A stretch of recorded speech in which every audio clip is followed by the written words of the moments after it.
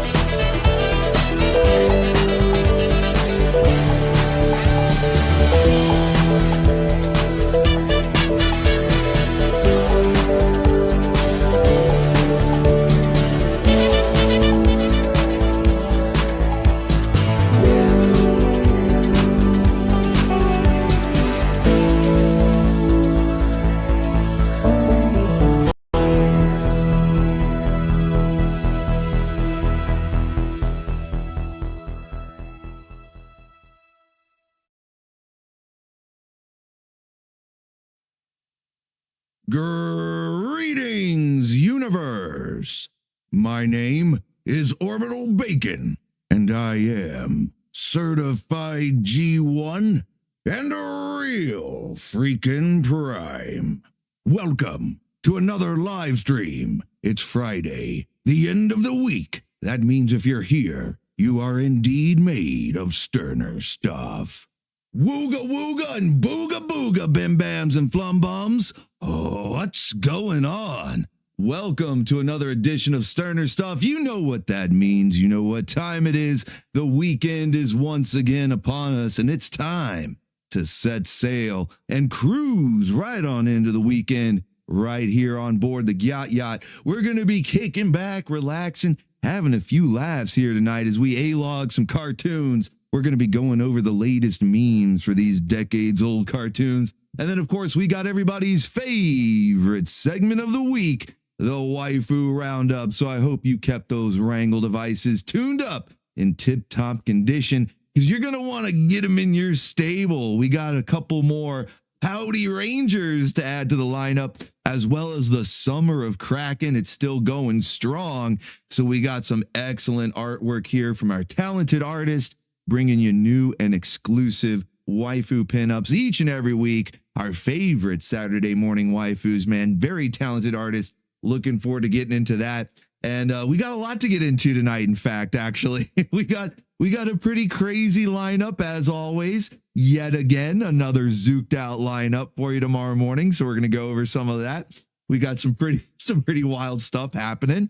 Let's see. We got a nostalgia spotlight. Yeah, we got a little summer activity going on. Some nostalgia spotlight. Yeah, summer swimsuit special. Really, that's what summer's all about. I'm not even gonna try to keep the suspense, keep from spoiling it. No, it's all about summer swimsuit specials. Let's go.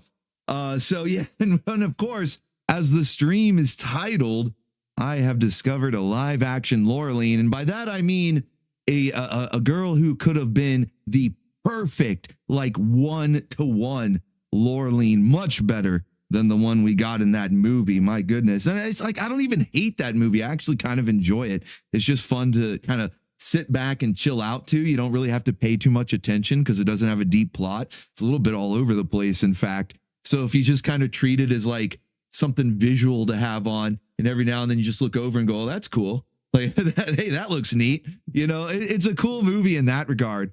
But I was a little disappointed in their casting for both Valerian and Laureline. Like, I know both those actors have done good things in other movies, but they just didn't fit those characters. They didn't really have the chemistry that we know those two characters should have.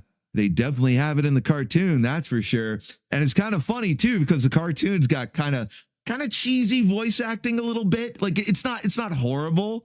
I like it. It's charming, but it is a little on the cheesy side. But even with that, the cheesy voice acting, they still exude chemistry between the two of them. So I found a real life waifu that could have been, you know, in an alternate timeline somewhere in the multiverse. This real life waifu was Laureline, because she basically is. Okay, but we'll get there. We got all of that and more to get into tonight. So hopefully you guys are ready. You're ready for the weekend. I know you are. I don't even know why I ask. Are you ready for the weekend? Like, I don't already know. Come on. We're all ready for the weekend. We're living. Everybody's working for the weekend. Okay. Living for the weekend. Let's fucking go. But hopefully you guys are doing well. Hopefully you had a good week. You know, it went by fairly fast. Whoa, Wiss. Let's go. Holy shit. Getting us mesmerized right out the gate.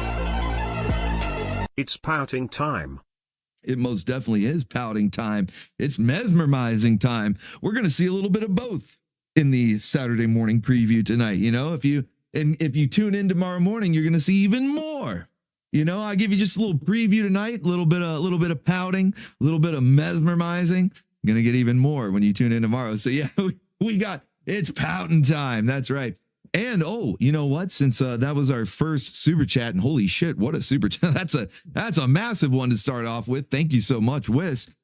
So anybody, I want to give you guys a heads up here. We got something special. I'll give you all the details when we get to the nostalgia spotlight, but just so you can go ahead, you know, if you want to be thinking about it, give you a little anticipation there.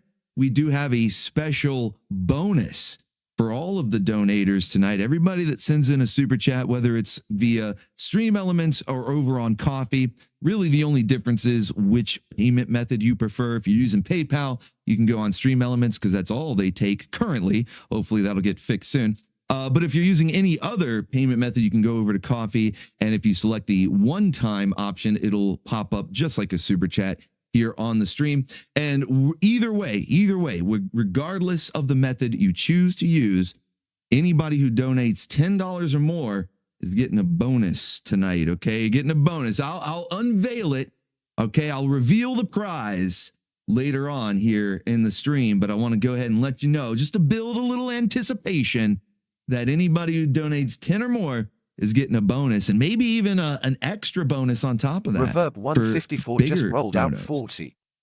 I have found out why Stream Elements isn't taking cards. They have changed their payment method to a new system, and creators need to change over to the new system. Yes, Reverb 154, exactly. They actually got bought out by Razer. If you guys are familiar, they make a lot of computer accessories like keyboards and mouses or Mises or whatever, you know, but you guys, I'm sure, have heard of Razer, and they actually are the ones who bought out Stream Elements, which isn't a bad thing because, for one, they deal in computer accessories, so it's not like they're just out of left field and buying it, I guess, as like an investment. They actually are, they're like, okay, we know what streaming is, we deal in computers, we get it. And so they've put out a statement and they said, you know, we're doing is acquiring the site. We're not going to change anything. All of your options, you know, your pop-ups, all the customization stuff that you've set up, it's all going to stay there. And yes, they did send a notification out that all we really had to do, as far as I know anyway, was just accept it. You get a little pop-up and you click the link and you say, yes, I accept your new system. Please leave all of my customization, my options, all that. Please leave all that intact. Yes! Let's go, Wiz. You already had it, Wiz. Hail Reverb. Bob, you born us. That's right. Thank you, Wiz. You already had it. But thank you. I appreciate the 10 big Bison Bucks. Hey, I won't stop you from adding to that health bar. And Reverb, you got it too now. Thank you for that big dono over on coffee. That's a big cup of coffee right there. Thank you so much. You guys are awesome, man. But yeah, so I'm hoping that because this is a recent development that I found out about the whole acquisition by Razer. So I'm hoping that means that they'll get their payment processor set back up. I'm guessing that that's why it was taken down, because they were changing hands, new ownership and all that. So they probably have to reapply. Magnificent. Look at the size of that thing. Here's 10 or more. No dick pics, please. Let's go. War and Peace, fear not. I mean, come on. You should know me by now, all right? You don't even have to be around the channel that long. Most people, they get an idea pretty quick, in fact. You know, they don't mind letting me know sometimes the impression they get. It's not everybody's cup of tea, but that's okay, because those of you guys that are here that do enjoy this, we have a lot of fun. Sometimes too much fun. You know, the Maidens of Mayhem, they're getting out of control. But thank you, War and Peace. Yeah, fear not. I will reveal the prize here during the Nostalgia Spotlight segment, and I think you guys will like it. And in fact, with the $20, you qualify for the second tier. Okay, I'm getting ahead of myself. You know, I gotta pace myself. I set it all out, and I'm all excited. I'm like, no, let me just jump ahead. Let me just skip some of these other segments and just jump ahead. All right, I'm excited, man. I'm happy the weekend is here. Happy to be spending time with the Baconeers, man. Every Friday night is always awesome with you guys. The Bim Bams and the Flum Bums, the Baconeers and Baconettes. You guys are the best community on YouTube. So as I was saying, though, I hope you guys had a good week. If you didn't, it's over now. Can't hurt you anymore. We are officially here at the weekend. Friday night is the official kickoff of the weekend. So for the next 2 days and whatever you count the last bit of Friday here. So it's like 2 1/3, I guess. I don't know. But for that next amount of time, we are just kicking back here on the Orbital station. We got so much going on. It's kind of funny. I say kicking back. The weekend is actually my busy time. Monday is like my Friday. Monday is where I'm like, I get to do nothing for a day. But Friday, I don't mind though. This is a good kind of busy. Okay, I wouldn't trade it for the world, but it is fun though. We do have a lot of stuff going on the weekend. So yeah, we're going to be having Saturday morning cartoons, anime grindhouse. We got a gaming stream tomorrow, Toku Sunday and OBTV. All sorts of goodies, man. All sorts of goodies. So let's go ahead and get into it. Hopefully you guys are ready to set sail here on board the Gyat Yacht, cruise right on into the weekend. Like up the stream for me if you're ready to get into the madness here. And let's say hello. Let's see who we got here in the chat. I see a lot of familiar faces, a couple of new faces as well. Always good to see some new faces. Be sure to stick around, become a familiar face, because we do indeed have a good time here on the Orbital station. Yeah, we need to get those likes up. We got a really good crew. We're in triple digits for the viewers, but only about 50 likes. Oh no, we need to get those up. But speaking of getting things, well, no, wait, I was about to commit phrasing. Caught myself. Let's see, putting the bacon up, like getting the likes up. Let's put the bacon up in the sky. Let's go. I'm already zooking out. No, man, he's just zooking out. He'll be okay. Is it too early? Is it too early to be zooking out? I don't know. I mean, it is the weekend, right? It is the weekend. I guess I could already be zooking out. Whoa, buddy. All right. Look at all that bacon flying up into the sky. You guys already know when it's time to say hello. And if you're new, I think you know what to do. You put that bacon up into the sky, all the way up into orbit there. Look at it flying. I can't even spend too much time hot dogging the Grand Center. It's going to fly me by. So let's see who we got in here. I see Big Nate 83. What's going on? He says, did you decide on getting Body Wars toys yet? Man, if it's $100 for just one of them, I don't know. But I'm looking. But that was fun, dude. Channel surfing was so much fun. We got Noname OVA Duo Maxwell is here, all aboard. That's right. Michael Russum, hail brother, what's going on? Good you're here. Hopefully you're doing well. Hellspawn Leviathan, hail to you, brother. We got Gojira 93. Ziesel Balls, he says, have a piece of bacon. That's right. We got Ganjeezy Fashizi. Definitely not Hunter Batista. Definitely not fooling anybody. That is Hunter Batista. And we have Hat on Fire. Yeah. What's up, Hat on Fire? There's Imputi. Hey, Sushi. What's going on? Gabriel Villegas is here. What's up? We got Book Golem. Yeah, look at all that. It's thunderclouds, thunderstorming with the bacon. A little bit of that grease lightning in there. Ron McChaos, the birthday baconeer. Hail, Ron McChaos, and happy birthday. I said it a couple weeks ago, because we had a couple of birthday baconeers and more were mentioning that they had them coming up. And I said, this is that time when you get about 8 or 9 months away from winter, the dead of winter. 8 or 9 months later, you start getting all these birthdays because, pregnancy takes about 9 months. And when it's the dead of winter, you're stuck inside. It's cold out there. Well, what are you going to do? You snuggle up with your RLW, your real life waifu, and you start making little bacon bits. So yeah, we got a lot of birthday baconeers. It's the season. It's the season. 8 or 9 months away from the dead of winter. And we got all the birthday baconeers. So happy birthday, Ron McChaos. I think Ricardo Hub says he's still celebrating his birthday month. And we had some other recent ones. I finally get a few days off, but when I come back, this happens. Oh, great. Shaboxa, you liar. As the birthday boy, I'm serving up cake. Let's go. Thank you, Ron McChaos. How generous of you. Look at that. It's your birthday, but you're serving us the cake. That is insanely generous. Thank you so much. Hail the birthday boy. Let's go. All right, let's see. Where did we leave off? Taverns full, / with the bacon. What's going on? We got Carlos Cal here. Jason Long. Hail, brother. What's up? There's Neo 007. Tim J is here. Hail to you as well. Duo Maxwell. I see the bikinis in there with the bacon. It's bacon bikini season. I'm kind of surprised. We've never done a bacon bikini. Of all the various bikinis, the fur bikini, the leaf bikini, Of course, battle bikinis. That's a classic right there. Why have we never done the bacon bikini? What's going on? I feel like I've failed you guys. I let you down. I failed. Let's see who else do we have in here though. Isaac Nieder, what's up? Doing the Yoriko laugh.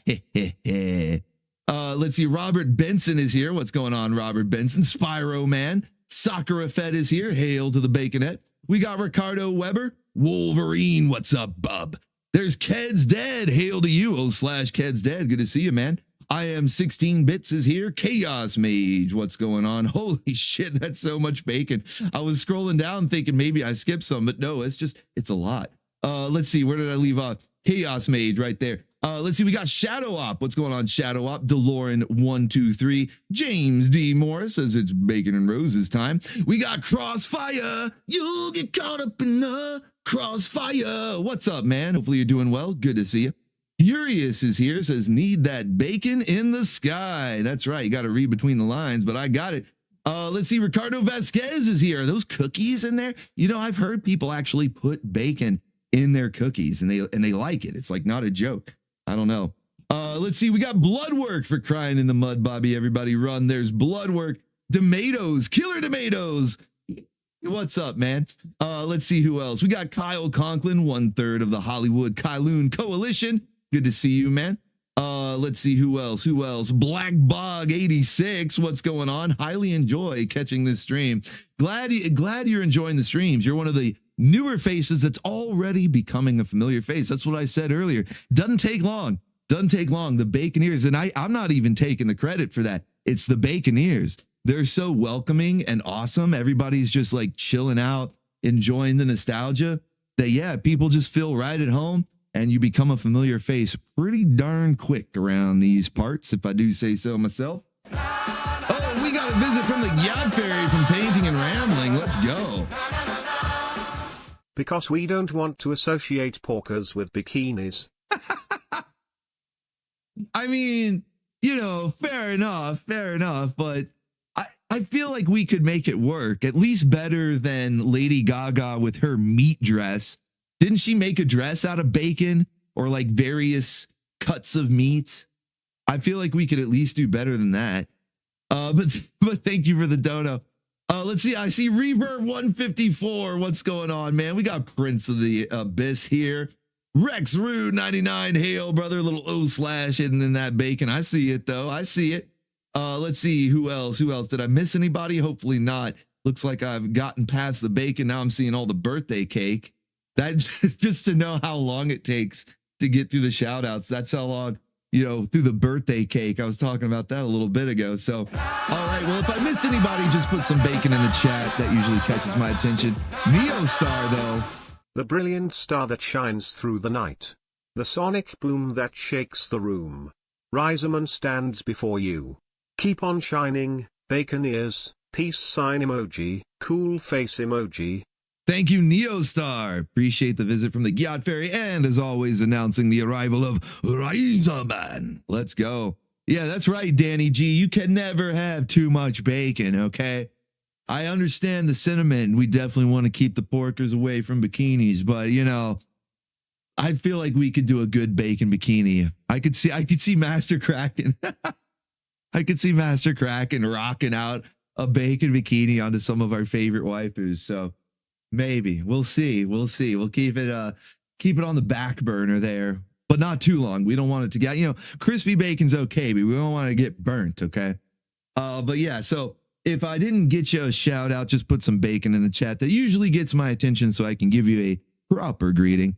Or if you would like to yell at me through a super chat, that always gets my attention. And there is links pinned in the live chat right there. You got one for PayPal, that's Stream Elements, and that has all the different fun pop-ups. Hopefully we'll be getting our payment processor back on that soon, so it'll take all of the payment methods. But if you're using something other than PayPal, you can go through Coffee. You'll still get a pop-up. We just don't have all the various options that Stream Elements offers.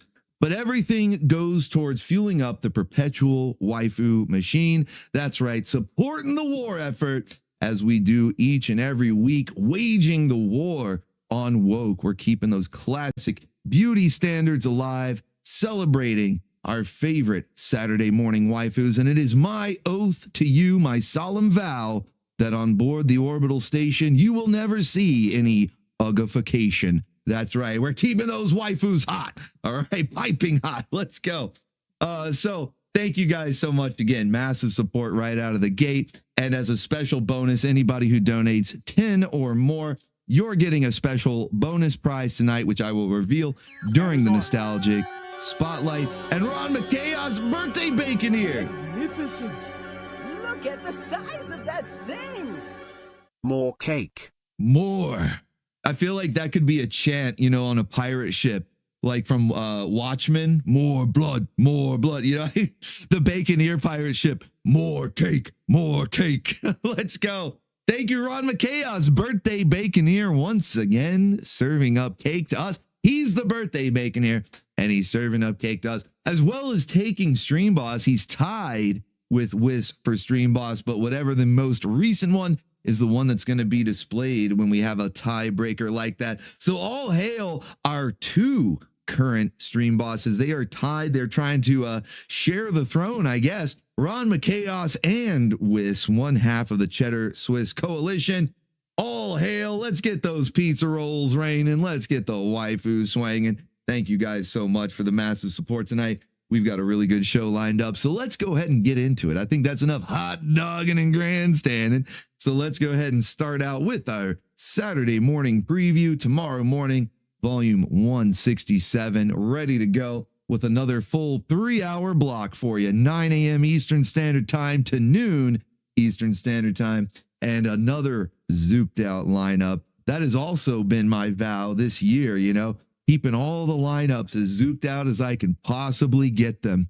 And I think I did good. I don't know if it's going to be quite as zooked out as last week. That was a high point. You know, if it was like charting on a graph, that's definitely one of the spikes. But we're still keeping the zook going strong, okay? The zook must flow. The zook must flow.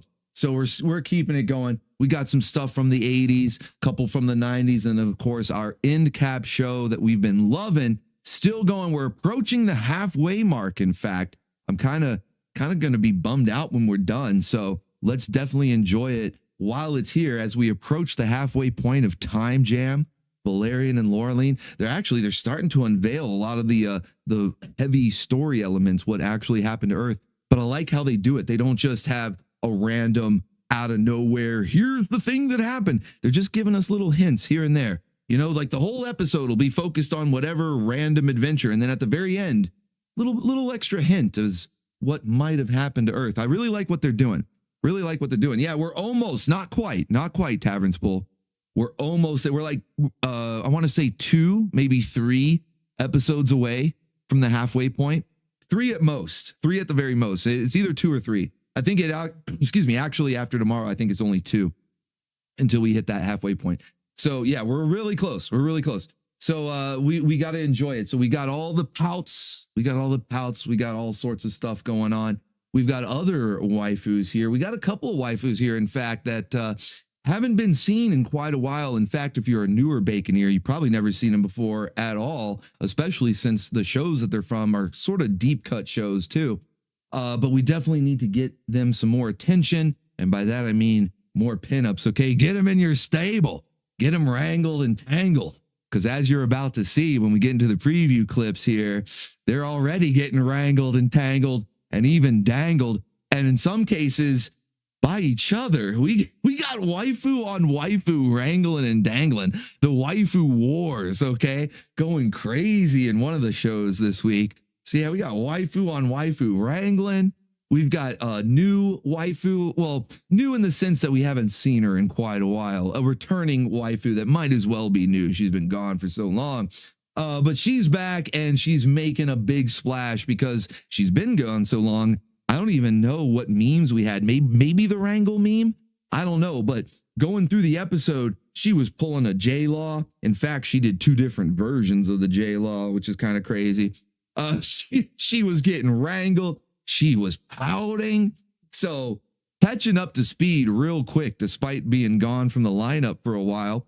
So we've got that. We've got all sorts of jank. Holy shit, do we have some jank for you tomorrow morning? It's a little bit of a test of might, a little Mortal Kombat, test your might with the amount of jank, but not too bad. It's not like we're going to go full vampires or anything. We're not going that far, but definitely a good amount of cheese, a good amount of jank. I think you guys are going to enjoy it. The Zook is going to flow. So let's see, where are we starting out? Let's go ahead and start out, in fact, in the 80s here, and we'll start with the show that has the waifu I was just talking about. She's been gone for so long that I don't even think the last time we saw her, we had most of the main memes that we use so frequently now, but that's not going to stop her. She's getting caught up to speed real quick, real quick and fast. It's almost kind of scary.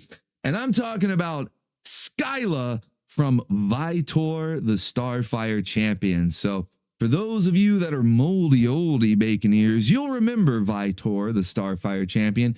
This was a deep cut show and criminally short-lived.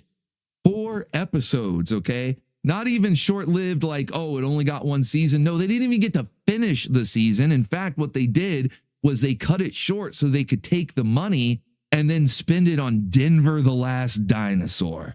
So when I say criminally cut short, it's no exaggeration, all right? This is not hyperbole, all right? It was criminally cut short for Denver the Last Dinosaur. We got denied more Skyla and her tiniest of miniskirts. Tiny miniskirt! A miniskirt so tiny, you can see the pantsu from the front. Pardon me. Pontsu. You can see the pantsu from the front. It's the tiniest miniskirt I think I might have ever seen. Sabrina Salerno is like, where can I get one of those? Robert Benson just rolled out 10. Sign me up to deliver some cake, some zooked out cake. Let's go, Robert Benson. He's just made the list. Thank you for that cup of coffee in the big time. Let's go. Appreciate you. So yeah, moldy oldie bacon ears will probably remember Vitor, the Starfire champion. Only 4 episodes, which I did upload all 4 to the main channel right here in a standalone video. Plus we featured, I think, all 4, at least 3 out of the 4 in past Saturday morning lineups, because for the longest time, 1 episode had been completely lost. The only way you could find it was a pretty bad copy, like low resolution. It was pretty crunchy, but that wasn't even the worst part. The audio was in Russian. So if you didn't speak Russian, even if you were willing to watch the crunchy video, you wouldn't understand it. So for the longest time, one of the episodes was basically lost media. And then I was able to find the DVD on eBay. Somebody was selling it as a collector's item for collector's item prices, but it was worth it. I got it.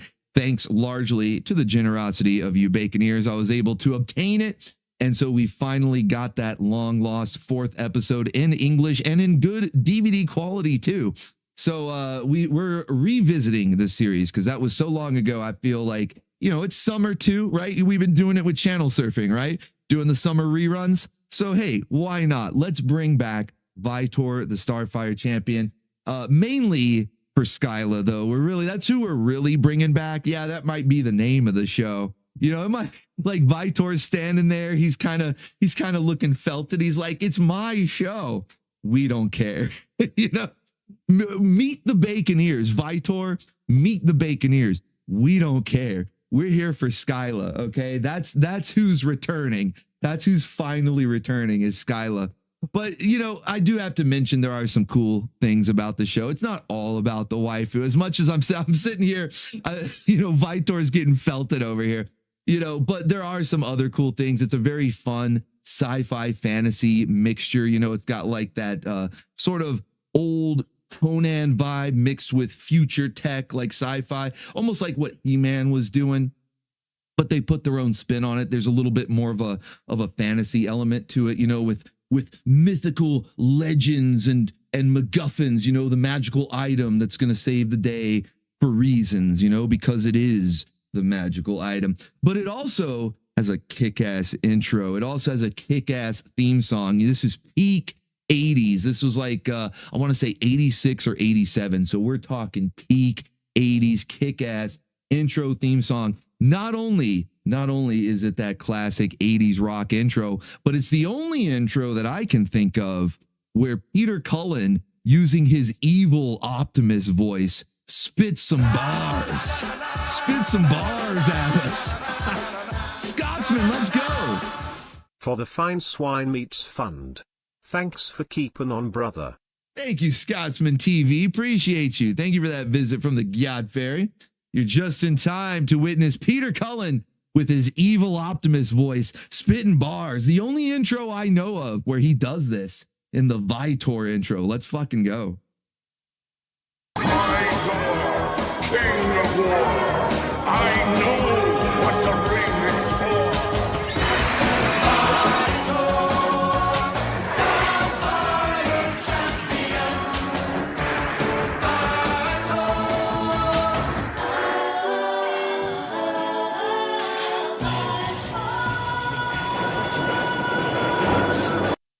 See what I mean? Kick-ass intro song, like on its own, it's already awesome. But then you throw in evil Optimus Prime spitting hot fire. Yeah, we were robbed. Paverns Pool, do you understand? Does everybody, do you understand now why I say it's not hyperbole to describe this as criminally cut short at 4 episodes? To steal the budget and give it to Denver the Last Dinosaur? Dude, that intro kicks ass. And then you got Skyla here, our waifu. She's kind of got this like 80s, synth wave. It wasn't called retro wave back then, but we call it that now. But she very much has that aesthetic, at the time. This is kind of like what we all base it on now, but she was already looking like that back then. But as I mentioned before, Skyla, she's been away for a while, and so she's got to get caught up to speed. There's a lot of memes that she's been missing out on, and she's got to get caught up to speed. I think the only one that we might have had last time was getting wrangled, and I don't even know if we featured her getting wrangled in the last episode. I think Vitor was the one who got wrangled last time. I don't even know. So Skyla's going to get caught up, okay? She's going to get caught up real fast. I mean, look at her. She's already right out of the gate. First appearance in the episode. She's zip zooming, about to commit some J-Law. So let's get Skyla caught up on all the Orbital Station memes. Here we go. Starting out with a little bit of J-Law. I must advise against this action, Princess Skyla. Oh, Wind Chaser, for being such a sophisticated piece of machinery, you certainly have old-fashioned ideas. Oh shit, here we go. Oh, it's beautiful. Oh, come on, Wind Chaser, let's have a closer look. Take cover. Look out! Literally take cover. Dad, I thought I saw people on that island. Just like a woman. Huh? I could have sworn. Thought I almost saw people on there. Nah. Holy shit! Did I say a little? J-Law? I meant a lot. I meant let's start out with a metric shit ton of J-Law. There she goes crashing. I thought, was that people? Nah. Did I almost just run over 2 people? Just while I'm looking at the squirrel in the tree? Nah, they jumped out in front of you. They totally jumped out in front of you. That is, if they had actually been there. They weren't even there though. So I don't know. How many counts of J-Law is that? Nearly running over 2 people. Literally, they had to take cover. I know Taverns Pool, he's always like, take cover every time there's a moment of J-Law. This was the first time I've seen it like almost happen where they were street pizza. Almost. They had to take cover. But then she also just completely oblivious, didn't even notice them being there, the computer who sounded like he was a little bit based. Yeah, he's like, look, I don't think this is a good idea. Maybe you should just leave the autopilot on. You know, hey, what do I know? I'm just the ship's computer. You know, I'm just programmed to navigate this vessel for you. What do I know? And she's like, you're old fashioned. Let me take the controls. Instantly turns it into a roller coaster ride, and then almost kills 2 people. So yeah, did I say start out with a little J-Law? I might have misspoke. There. Okay, it's a lot of J-Law. It's a lot that we're starting out with. Okay, she's making up for lost time. But that's just one brand of J-Law. While it is the most common, the most famous, or maybe infamous forms of J-Law. Hey, painting and rambling, let's go. Another visit from the Gyat Fairy. But Denver had the extremely clever lyrical rhyme, Denver the last dinosaur. He's our friend and so much more. What does that even mean? I don't want to be more than friends with Denver. I don't even want to be just friends with Denver the last dinosaur. What does that even mean? No, thank you, painting and rambling. I appreciate you, man. So yeah, we've got the classic J-Law where it all began, of course, with the driving. But we all know, possibly, unfortunately, depending on how much personal experience. Late to the party. I brought punch, pie, and zoomerangs. Hope that's okay. Nocturna will be mine. Kitty needs to work on his evil laugh, but thank you, Kenzo's Creations, giving us a pop-up from Princess Lana there. Let's fucking go. And punch, pie, and zoomerangs. I'm glad you brought your zoomerangs because you are still my eternal rival in Crossfire, and Nocturna will be mine. Tavern's Bull with the hair flip. Let's go. I've seen Kitty Pryde drive better than Skylar. Whoa, buddy.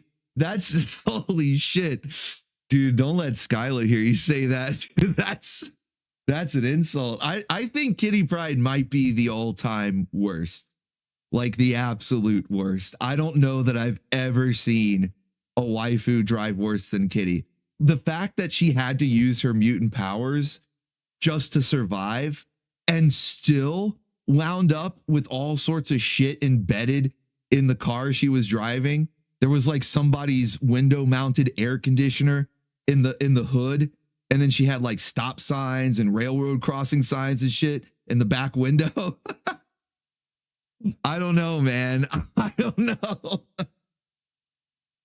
Oh man, but thank you. You guys are cracking me up. Thank you for that hair flip right there.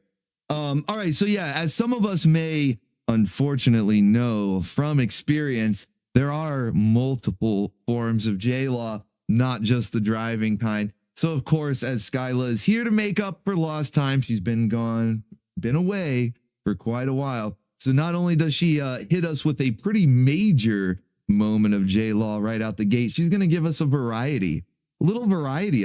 bonus here. They don't look dangerous, just curious savages. And she was never seen again. Seriously, like, if you know, you know. I'm pretty sure most of you get it, but if you know, you know. The waifus, the RLWs, the real life waifus, always going out there thinking, yeah, it's just a curious savage. There's no danger here. I'm going to walk down the street during the New Year's party in Germany by myself as a pretty white girl. Surely nothing will happen. They're just curious savages. Holy shit, the levels of J-Law. This is dangerous. This is dangerous levels of J-Law. Yeah, and it's even funnier because she actually has the purple hair, right, Tavern's Bull? Exactly. They don't look dangerous, just curious savages. And she was never seen again. So yeah, definitely making up for lost time, getting all sorts of J-Law, multiple forms of J-Law in there. But not just that, that's only one. Okay, she's still, despite her nearly causing 2 instances of roadkill. And probably if it it's kind of a good thing for her. This is a Saturday morning cartoon, because if it was the real world, she'd be like in a ditch somewhere. She'd be gone. But despite all of that, we still love her. Okay, let's get her wrangled and tangled before the creeper gets her wrangled and tangled. Okay, somebody still should get Skyla in your stable. Don't leave her to the creeper. Okay. What do you suppose the creeper is? Well, whatever it is, it's no match for me. Bison, look out!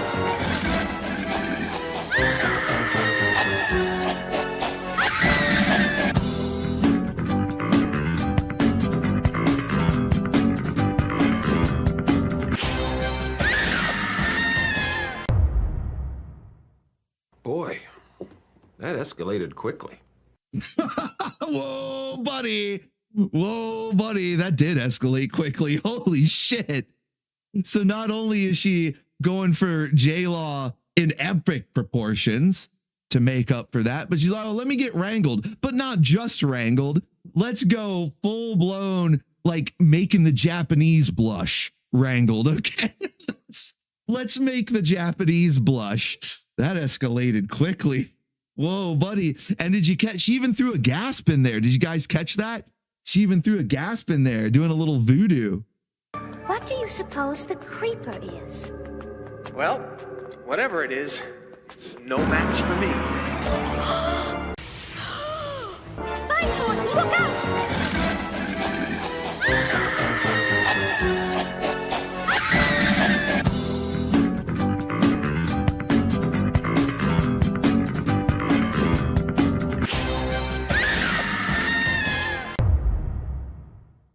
Boy, that escalated quickly.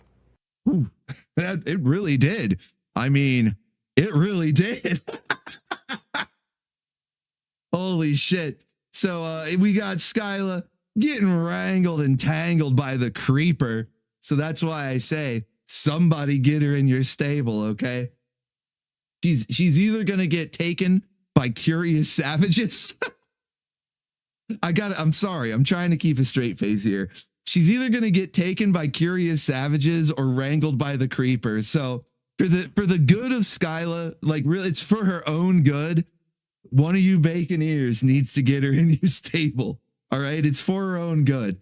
It's for her own good. The creeper's after her. It's curious savages. Oh, man. And if you're not already sold, if that's not enough, you're like, okay, she's fitting in pretty well. She's doing the like epic levels of J-Law here, and that wrangle. Whoa, buddy. Japan approves. But if that's not enough, she also she's going for the trifecta here.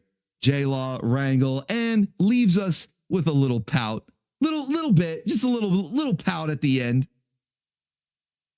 If you're going to play with your vessel, I'll go on alone. I am not playing with it. Phrasing, boom! Inappropriate. This is a highly sophisticated piece of machinery. Why, Wind Chaser's biointegrated voice modulator alone is so You chatter more than a nervous monklet. I'm off to rescue my people. primitive. Primitive savages. Savages. Primitive pout. Little primitive pout right there. I love how he's like, holy shit, just yap, yap, yap. I don't care what your sex toy can do. She's sitting there like, no, he's voice modulated and all that. He's like, I don't care what your sex toy can do. Yap, yap, yap. I got shit to do. And so she just pouts. Okay, then I guess just pout. This little primitive pout there. If you're going to play with your vessel, I'll go on alone. I am not playing with it. Phrasing, boom! Inappropriate. This is a highly sophisticated piece of machinery. Why, Wind Chaser's biointegrated voice modulator alone is so You chatter more than a nervous monklet. I'm off to rescue my people. primitive. So there you go. Skyla in her tiniest of mini skirts. You can see the pantsuit from the front. The mini skirt's so tiny. I like the one shoulder look too. Very, very 80s. It gives me kind of the 80s like aerobic vibe, you know, the one sling shoulder there. And then of course giving us a little pout, just a little bit. Definitely bigger levels of J-Law and a pretty epic wrangle, but a little pout. It's like the cherry on top, you know? So we got Vitor and the Starfire champion as our 80s spotlight. There is another 80s show, actually a couple other 80s show, but this one really is the spotlight of the 80s. And tomorrow morning's lineup, you'll have some other jank from that decade too, for sure. But I wanted to focus on Skyla because I feel like even though there's only 4 episodes, not necessarily a whole lot for us to get super attached to her, but I think she is still an underappreciated waifu. We need to give her a little more attention. Maybe a little guidance so she's not so naive, you know, and get her in the stable. All right. So there we go. That is our 80s spotlight show, Vitor, the Starfire champion. And then we head into the 90s. We got a couple of shows from the 90s. We're getting a visit from RoboCop. Speaking of waifus getting wrangled and tangled here. We got RoboCop Alpha Commando. Looks like Nancy's ready to do a little wrangling of her own. She's equipped. She comes equipped. She's ready to do a little wrangling of her own there. So yeah, we've got an episode of RoboCop Alpha Commando. This is a personal favorite show simply because of how zooked out it is. It is extreme levels of zook and jank, but I love it though. That's the thing. I know some people prefer the original 80s RoboCop cartoon because it takes itself a lot more serious, as well as also being a lot closer to the original source material. And while I do enjoy the 80s cartoon, it's great for what it is. There's something about the level of jank in Alpha Commando that's just chef's kiss. It's just right. Like they don't go too far to where it's like, okay, I don't know if I can stand multiple episodes, you know, maybe like one per year, like vampires. I don't know. But no, it's actually, it goes right there, right up to that maximum level of jank and then just stops. So it's perfect. And so what I've got here, since we're doing a little bit of summer reruns, you know, bringing back Vitor. Whoa, buddy. Magnificent. Look at the size of that thing. Perhaps we need more cake. Perhaps I think you're right. Back-to-back road pop-ups. Let's go. How is worse at law driving/flying? Skylar, Hannah Dundee, or Nefertina? That's a very tough question. I feel like Nefertina has the bulk. You know, she has the most J-Law moments.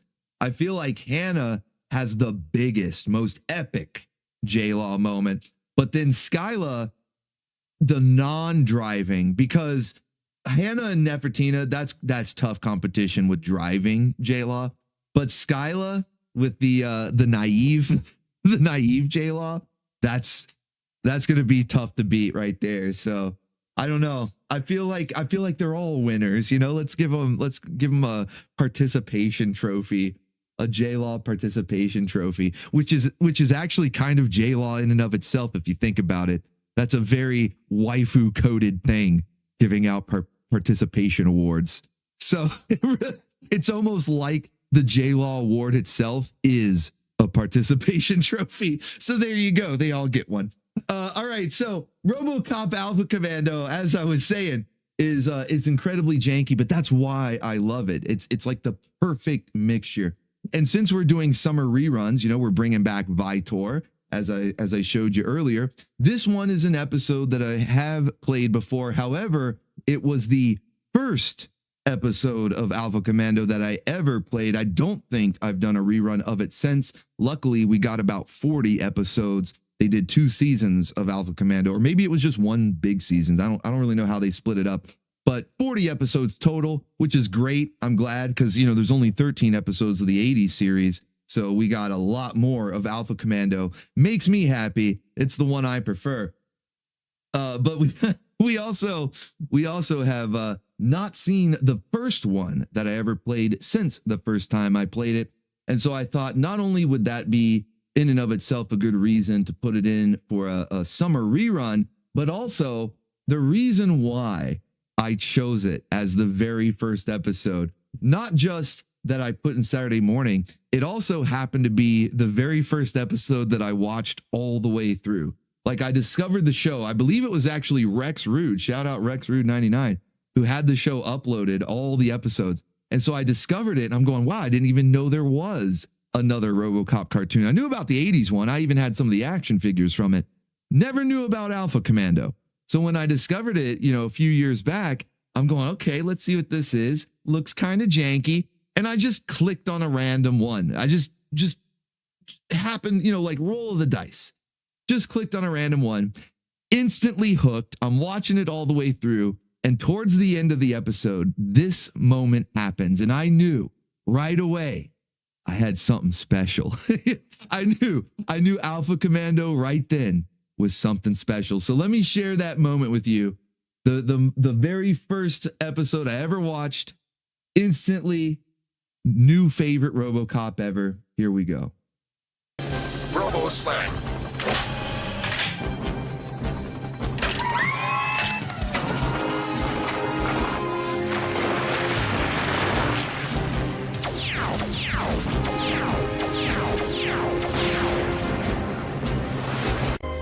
Dear God, it's beautiful.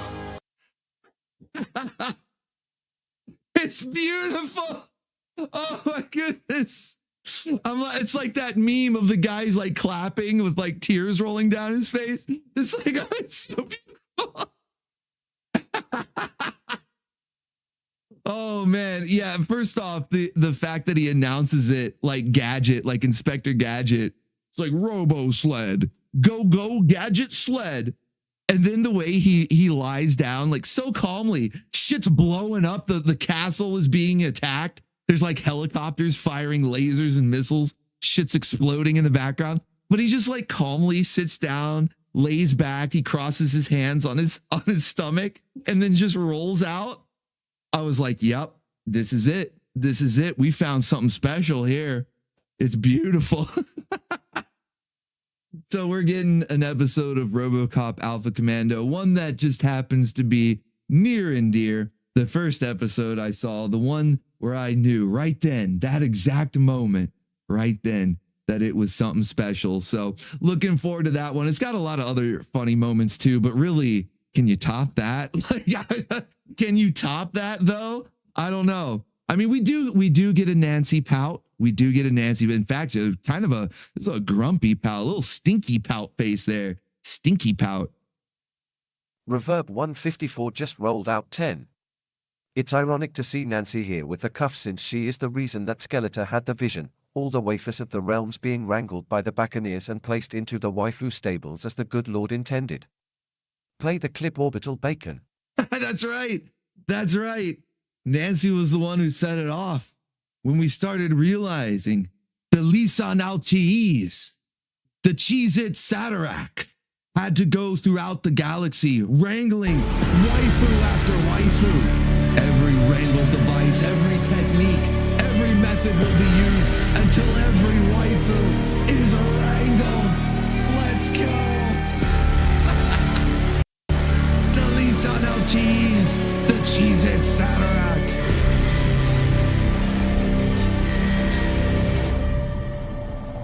Every waifu in the galaxy will be wrangled.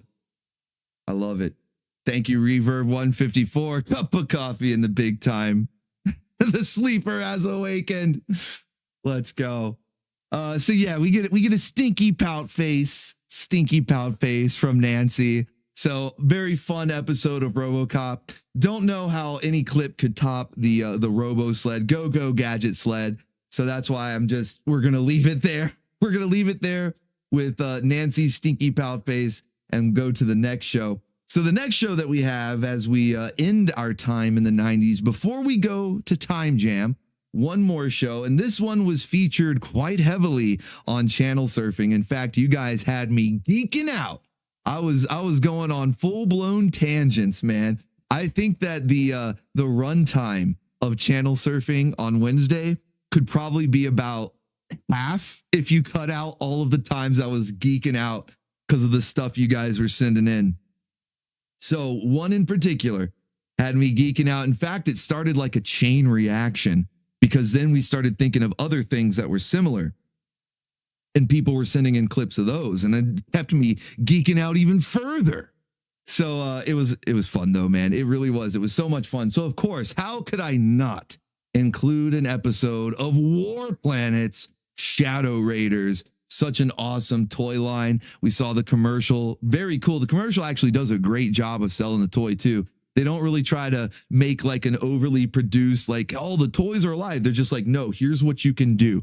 You get a planet with a bunch of little dudes. It's basically your own army, and you can build more shit on top of that and fight other planets and build shit on top of them and then just have giant battles. And it's awesome. And I was sold, man. I was sold. I love that toy line, but I didn't even know that there was a show back in the day. When I was collecting it, I didn't even know there was a show. It was so good. See, that really speaks to the quality, how much fun the toy line was in and of itself. Didn't even need to have any sort of connection to like the characters, you know, from watching the show, whatever.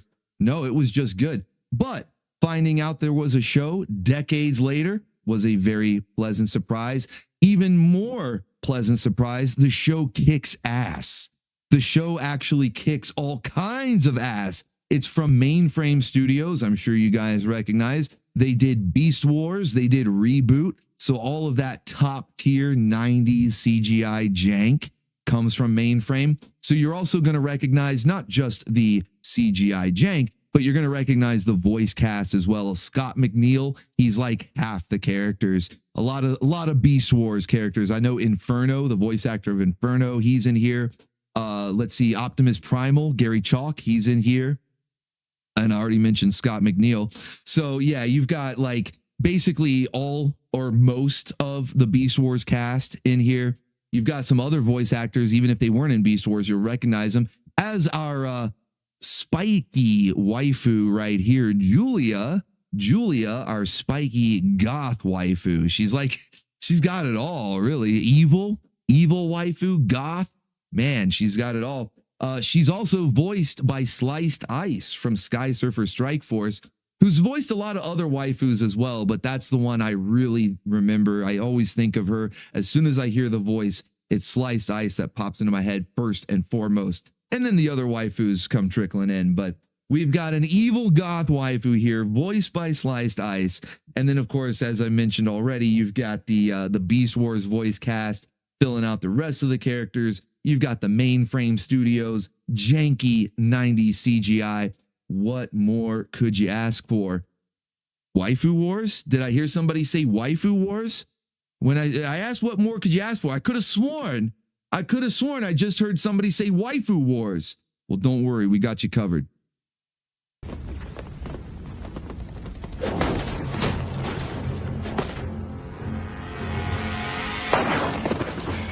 Not much of a fighter.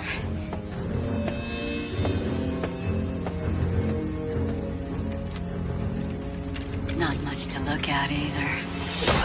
Oh shit. See, those were the fighting words. It didn't matter that the rest of her crew was stealthily taken out. Didn't matter that she herself was knocked down. You know, Jade is just down for the count until Julia's like, yeah, you're kind of ugly. You know, actually, you're not very pretty. Then it's like instant kick to the back of the head. It's on now. Waifu Wars, let's fucking go.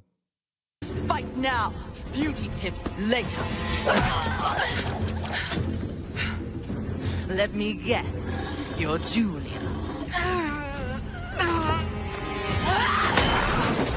SM Dub. Quite the modern woman. Wait a minute. What? Is Julia based? Hold on. I was a little distracted. I'm chanting SM Dub. I'm watching Julia stroke that pipe. I'm a little phrasing. I'm a little distracted.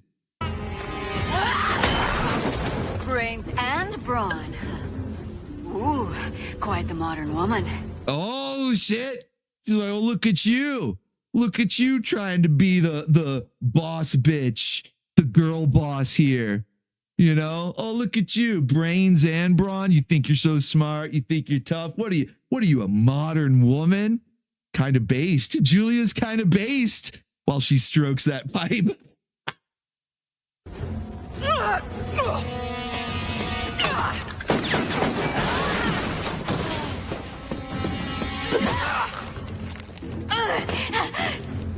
You play rough, and I thought you weren't my type. Oh, shit. Wait, Julia, stop it. Hold on. I can only want to wrangle you so much. Whoa, buddy. Joke's on you. Joke's on you, Jade. She's into that shit. This is the best waifu wars ever. SM dub, SM dub, SM dub. Yeah, this is the best waifu wars ever. Joke's on you. She's into that shit. Damn. Wait a sec. One more time. One more time.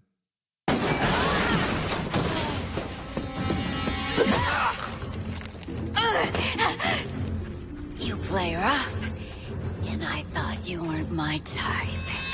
Whoa, buddy. Whoa, buddy.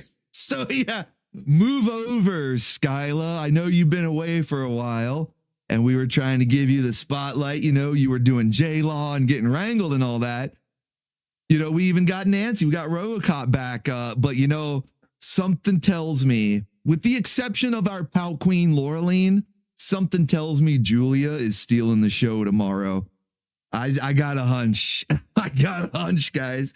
I think Julia is going to steal the show tomorrow. Something tells me. You know, oh, wait, is that a pout? Hold on a second. Is she pouting? Is our evil goth waifu, who's actually kind of based, is she pouting? Whoa, buddy. Whoa, buddy. Let's go. All right, hold on. Are you sold? Are you sold? Not yet? Not yet? You're like, I don't know. We did get some good waifu wars. That's a pretty nice pout there, too. She's got huge tracts of land. But we need a little more waifu wars. In fact, we saw she's actually kind of into the waifu wars. You know, jokes on you, Jade. She's into that shit. She likes the waifu wars. She's not even beyond doing a little wrangling and dangling herself. A little waifu on waifu wrangling and dangling, in fact.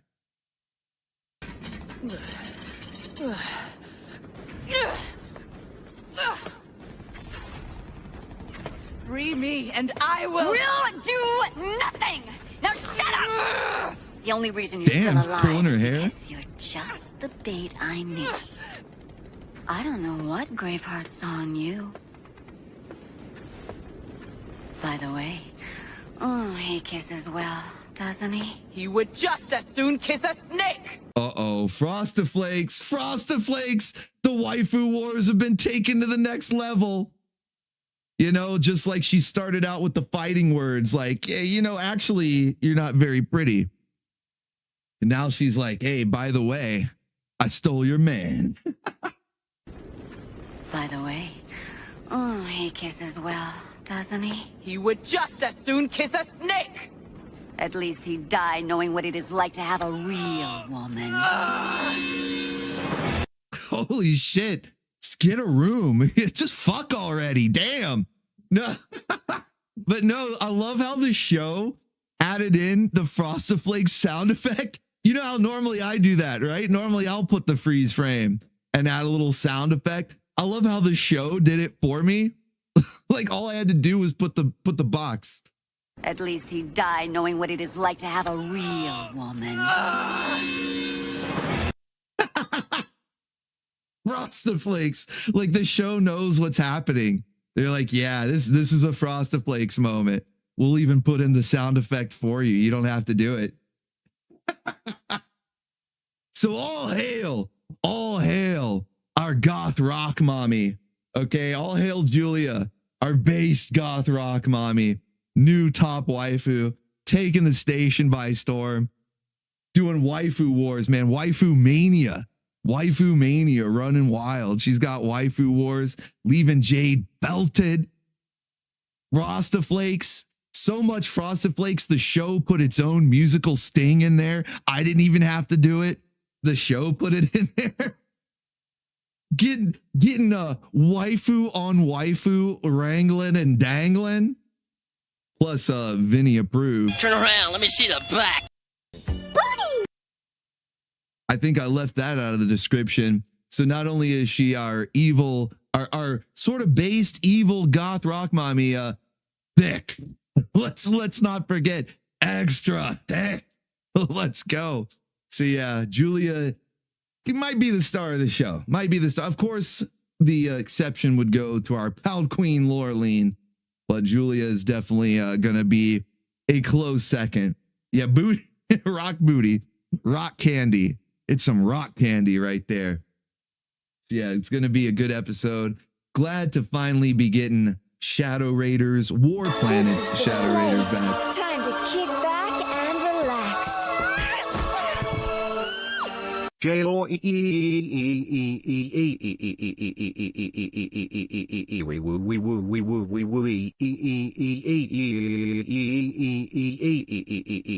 Waifu Wars. Thank you, Wolverine.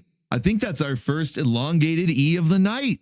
Thank you so much. Well, you know, with all the support, massive support, kind of surprised we didn't have an elongated E in there. Although there was a lot of cake, you know, we've got some birthday bacon ears in chat, so makes sense we would celebrate with a lot of cake. Wait a second. Speaking of cake, though, did we get a stealth check? I don't know if we've had a stealth check. We got to complete it here. But thank you so much, Wolverine. I do appreciate you, man. Very much appreciated. So yeah, we've got an awesome lineup already. Some crazy stuff here. Deep cuts from the 80s with Vitor. Really, I would consider Shadow Raiders a deep cut from the 90s too. I didn't even know about, I was collecting the toys back then at the time and didn't even know about the show. So I would consider this one a pretty deep cut as well. We've got some top tier waifus resurfacing with these deep cuts and taking the station by storm. Did you say cake? I did. But where is it? There it is. Detected. She's always so surprised. Detected. Let's go. Thank you, Ron McChaos. The birthday baconeer. Once again, what is that? Three times there that the birthday baconeer is serving us the cake. My goodness. Thank you so much, man. Very generous. Whis is our current stream boss. I think that we've got a couple tied, or at least very close stream bosses here. So thank you guys, man. Massive support tonight. We still got some stuff to get into. Like I said, the nostalgia spotlight. We're going to unveil the prize for anybody that's donated 10 or more tonight. And I think you guys will like it. It goes with some of the elongated E memes, little hint as to what it might involve.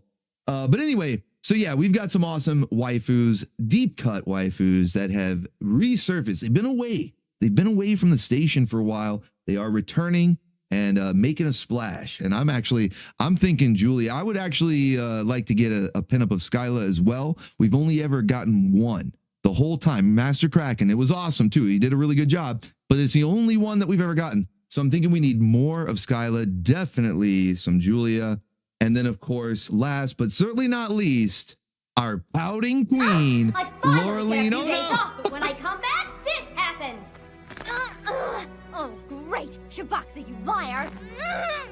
Cake for the cake god. Yams for the yam god. Let's go. Thank you, Whis. Holy shit, more cake. It is definitely Baconeer birthday season.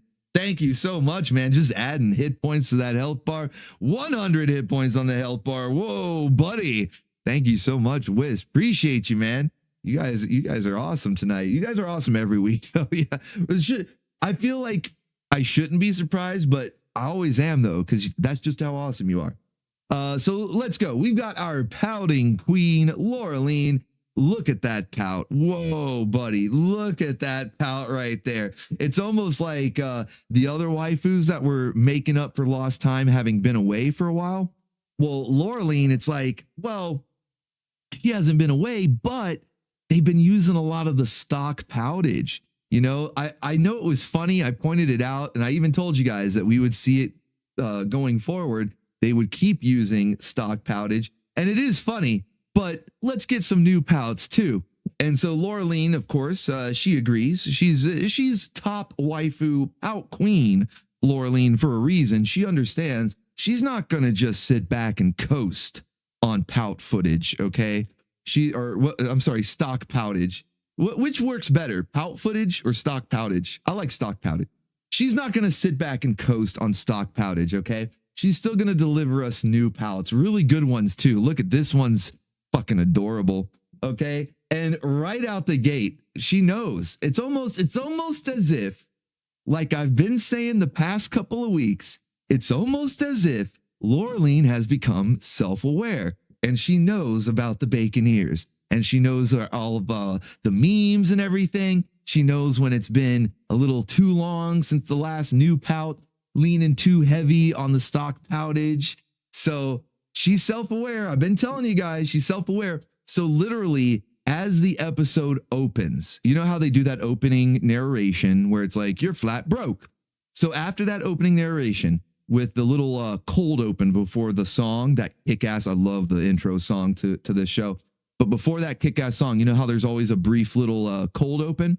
Well, here is that cold open. I'm actually just going to play you in its entirety because it's just Laureline making up for lost pouts.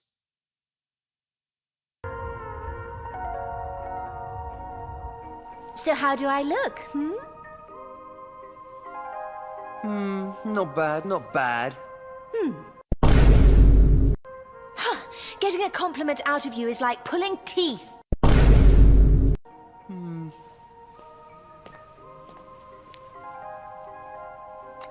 You look fabulous. Lady Laureline, you're going to dazzle the whole of the Central Point jet set with your overwhelming beauty. Do you really mean it, or are you just saying that? What do you think? Damn! Holy shit, Valerian has become the Rizzler. That's his secret identity. Who knew? Who knew all along Valerian had a secret identity? The Rizzler. Like, holy sploosh, Batman. Fucking wrangled? Somebody, okay, you know, I was telling you to get Skyla wrangled and tangled and Julia wrangled and tangled, right? Get him in your stable. Well, you might want to get Laureline wrangled and tangled while you can, because, whoa, buddy, despite the triple pout combo, back to back to back, triple pout, Valerian remained unfazed and just kept rizzing her up. Super sploosh. That's right, Spyro, man. Super sploosh as she's walking out the door. I love how he's like, what do you think? He doesn't even answer. This is a pro in action, okay? Take note. Let's watch it one more time. Take notes. This is a fucking pro in action. Didn't even answer. He just says, well, what do you think?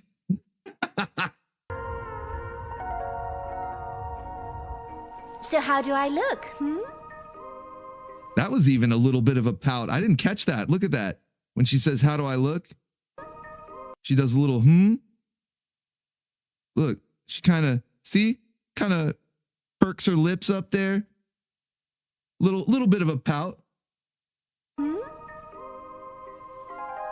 Not bad, not bad. Getting a compliment out of you is like pulling teeth.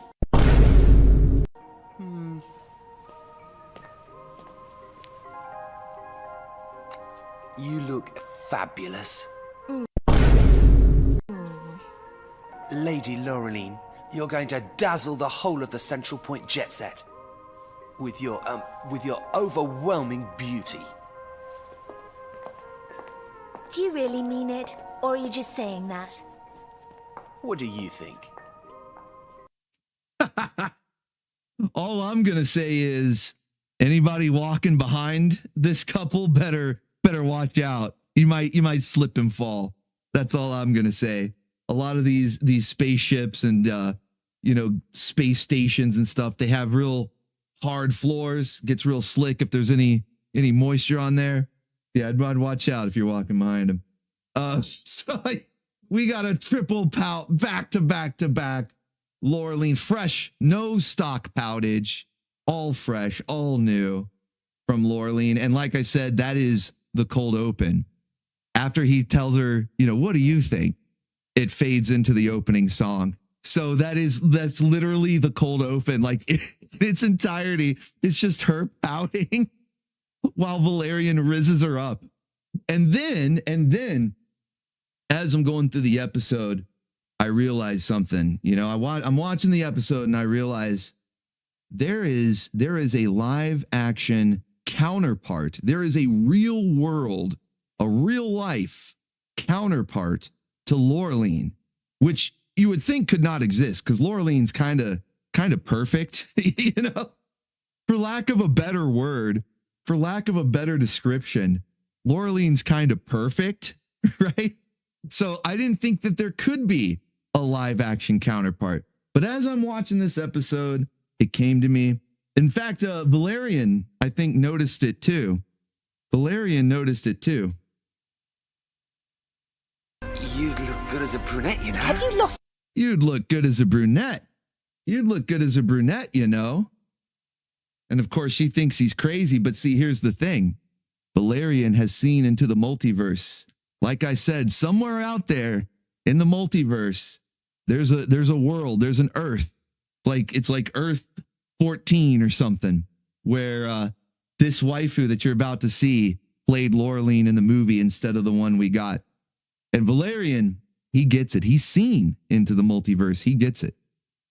You'd look good as a brunette, you know. Have you lost your mind? Mon poisson rouge dans mon bas de mousse. Je l'entoure, je lui dis j'ai pas de problème, je fainéante, pas de malaise, je fainéante, dans l'eau je baigne, c'est l'important, bien à mon aise, dans l'air du temps. There we go. Live action Laureline. We found her. We found her. She's out there in the multiverse somewhere. Live action Laureline. Now, of course, she's a brunette, as Valerian found out. You know, hey, maybe she might look good as a brunette. You never know. You never know. The show certainly thought so. The show certainly seemed to think so, right? Because in the multiverse, in this episode, Valerian does indeed travel to an alternate reality where Laureline's a brunette and basically looks exactly like Elise. For anybody who doesn't know who this is, this was a French singer, Elise, and she, you know, Valerian and Laureline, the original comic is French. I know that the cartoon was a French-Japanese collaboration, but the original comic is French. So we have a French waifu with the exact same haircut. Look, it even flips up at the bottom there, just like Laureline's. The only difference is she's brunette. So, but you know, a little hair dye, make her a redhead. Bam, perfect, right? And even though we do prefer redhead supremacy, as Valerian said, she doesn't look bad. She doesn't look bad as a brunette. Look, she's even wearing the same shirt. Do you guys see that? How it like crosses in the front? It's even the same shirt. If this were a yellow shirt, these are like identical. These are identical. Now, you might be wondering, of course, I already saw somebody asking in the chat, can she pout? I'm sure she can. Look at that face. I'm sure she can pout. But there's another important asset, too, that Laureline possesses. In addition to her pouting, I want to say that it's a safe bet that this waifu, that Elise here, that she could easily pout just as good as Laureline. But the other one that's not so easy to detect just by simply looking at them is what about the ability to mesmerize? Okay, that was, yes, exactly. Prince of the Abyss says the cake. Yeah, exactly. There's another important asset of Laureline. It's a character trait. It has to be there. Okay, if you're gonna do an accurate adaptation, the cake has to be there. So let's see, does she possess it? Fair warning, the following clip may leave you mesmerized.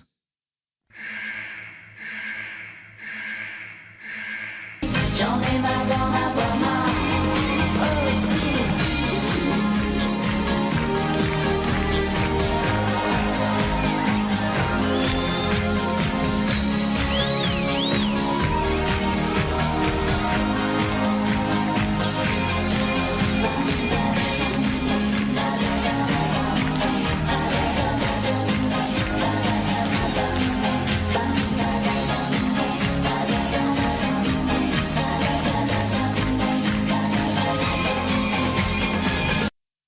I love how the cameraman understood the assignment.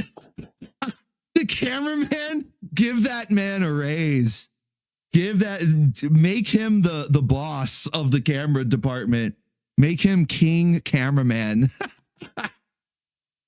So, yeah, you see, she's got it all. She is real life Laureline, live action Laureline. She's French. She's got the hair. She's beautiful. She's got the cake. So I found her. I found live action Laureline in an alternate reality somewhere out there. She was Laureline in the movie instead. I don't even know the actress's name that did actually play Laureline in that movie. I can't remember her name. I know I've seen her in other stuff. I'm just blanking on it.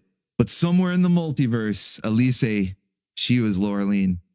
So yeah, I gave you fair warning. She might be left mesmerized. Do you need to see it again? Do you believe me or do you need to see it again? I don't know. You tell me, chat. You tell me. Yeah? Encore? Okay. Encore.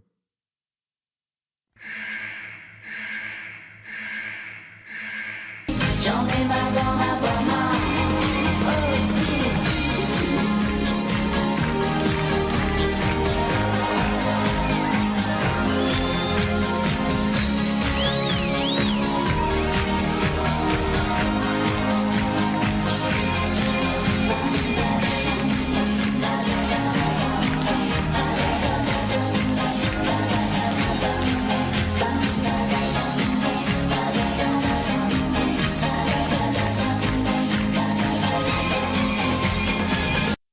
Dude, and the song is good too. I don't know.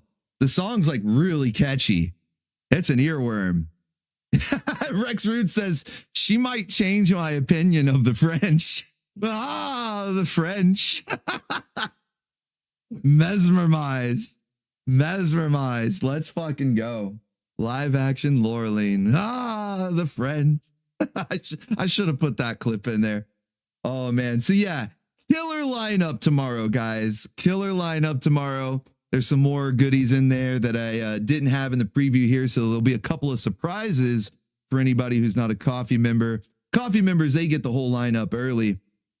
I posted it yesterday morning.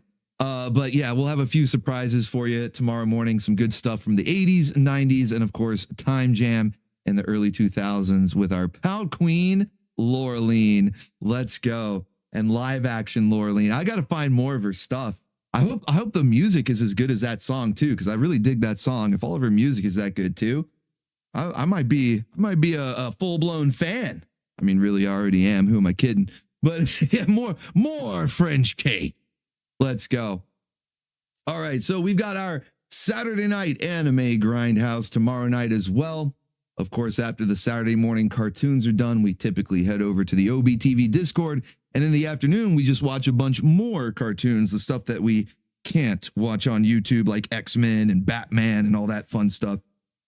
And then after that, we got a gaming stream in the evening. We're going to be doing some multiplayer, online multiplayer with the Baconeers in Gigabash. And then, of course, Saturday night, the Anime Grindhouse, midnight Eastern Standard Time. And I think most of you already know what to expect. As I mentioned, we are going to be finishing the You're Under Arrest series, and I believe we have this volume and one more to go. So technically two more. We have tomorrow night's and one more after that. And then we have a couple of movies and specials to go through. So don't worry, we're not completely done with You're Under Arrest, but we're getting there. We're getting there. Just a few more volumes to go. But it's getting really good. I saw a lot of people, in fact, sharing that exact same sentiment after last week's Anime Grindhouse. They were saying, wow, I wish the whole series was as good as these last few episodes have gotten. So hopefully they, at the very least, keep up the level of quality that those last few episodes have. Hopefully they keep that up throughout the rest of the series, because like I said, we do have a couple more volumes to go, so that would be awesome. I mean, the whole show is great anyway. It's not like it was bad before, but yeah, they really did kick it up a notch in those last few episodes. So absolutely great series. Been loving it. Been loving the waifus. We actually have a couple of custom art pieces here from Ace of Spades 88. You guys know him, one of the talented artists here on the Orbital station, he supplied us with a couple of You're Under Arrest waifus right here. So might end up using them as the thumbnail as well. We need some Yoriko though. I definitely need some Yoriko. I'm thinking Master Krakken. I mean, probably Ace of Spades. He's got the style like down pat, but I wouldn't mind seeing Master Krakken go a little. He always goes a little crazy, right? Goes a little crazy. Wouldn't mind him seeing do a take on Yoriko. So another volume of You're Under Arrest tomorrow night, midnight Eastern Standard Time, and that will be over on the second channel, Orbital Bacon Bits.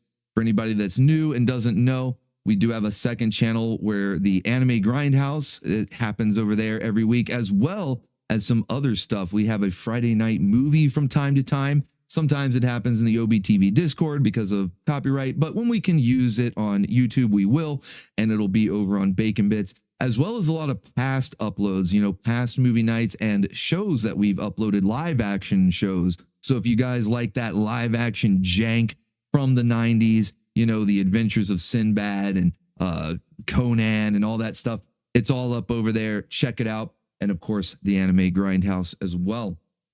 So looking forward to that. Been loving You're Under Arrest. It's so much fun. And looking forward to yet another volume of that tomorrow at midnight.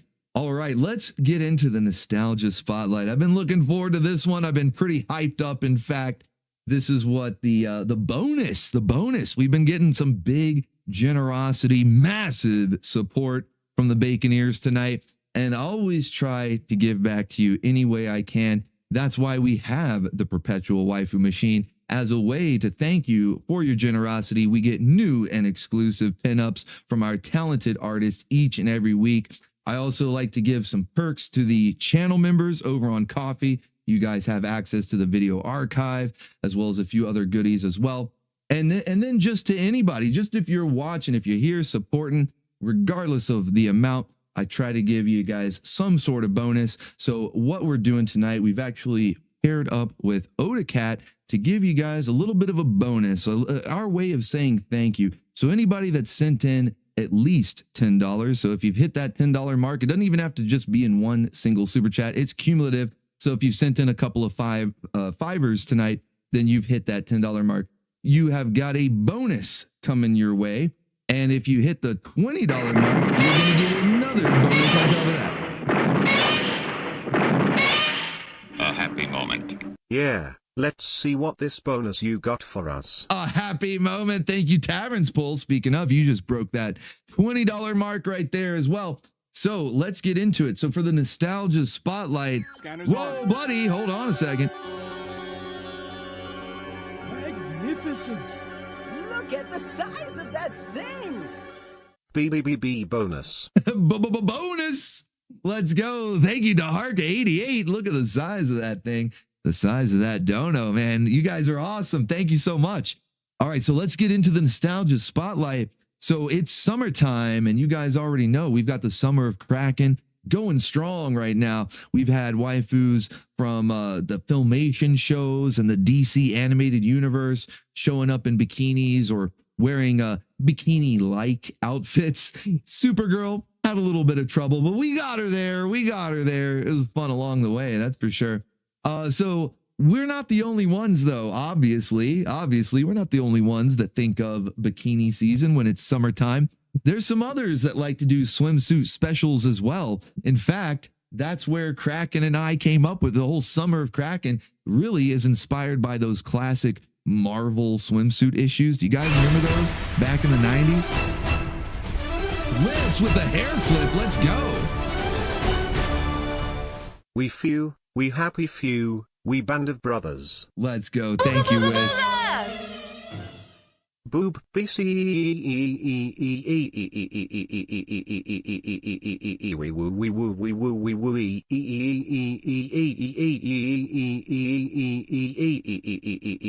check out this link. Thank you, Wolverine. Is it safe? Is it safe? I mean, I know it's like a Twitter link. I don't mean safe like a virus. It's Twitter. Is it safe like whatever it's going to show, like whatever image or video, whatever it is? I just, Twitter is like the Wild West as far as the content that is allowed up there. So I get a little nervous with Twitter links. But thank you, Wolverine. I do appreciate the elongated E. Very much appreciated. So yeah, the whole Summer of Krakken really was inspired by those Marvel swimsuit issues from back in the 90s. Those were awesome. And I've noticed that other comics are putting out, not all of them, because unfortunately the modern landscape of comics is a little abysmal, but there are some shining lights out there. There are definitely some comic book creators that are still based and understand what the fans, the people who are actually going to be buying and reading your comics, want to see. A great example is Common America, friends of the show, the creators of Common America.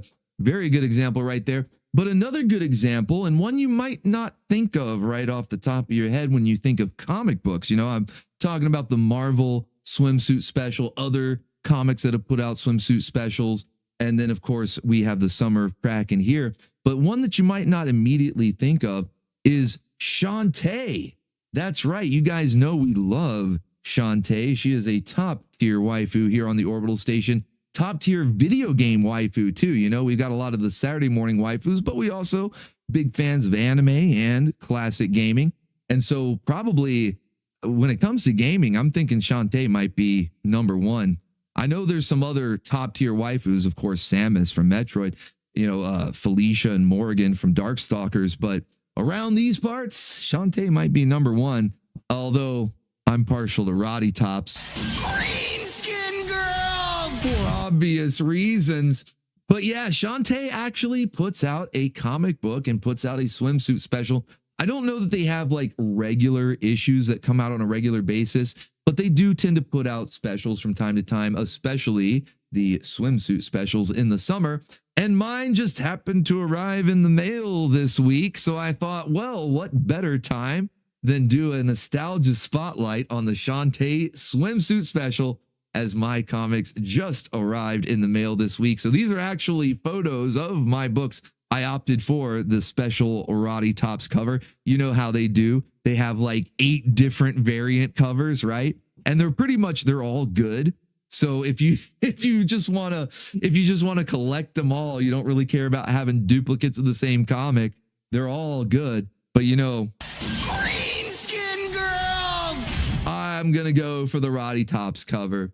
So let's take a quick gander, a quick peek here at some of the highlights from the Shantae swimsuit special, which was inspired just like the Summer of Krakken, the artwork that we have here on the station. The Shantae swimsuit special was also inspired by classic swimsuit specials from the 90s. So very much a nostalgia vibe to it, while featuring some of our favorite waifus from the Shantae game series with some excellent artwork. Holy shit. I don't know all of the artists, like I recognize some of them, but I don't know if they like approve it themselves or if they use like a voting process. I'm not really sure.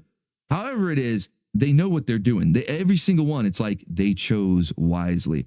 So let's take a look at a few favorites. Of course, Shantae herself, excellent artwork, very reminiscent of the Shantae and the Seven Sirens game style art, but then taken up to another level. It's like the render they added a whole bunch more to it, because the Seven Sirens art style, it looks like this, but just very flat, you know, like an anime, like an episode from an anime, and just take a screenshot from that.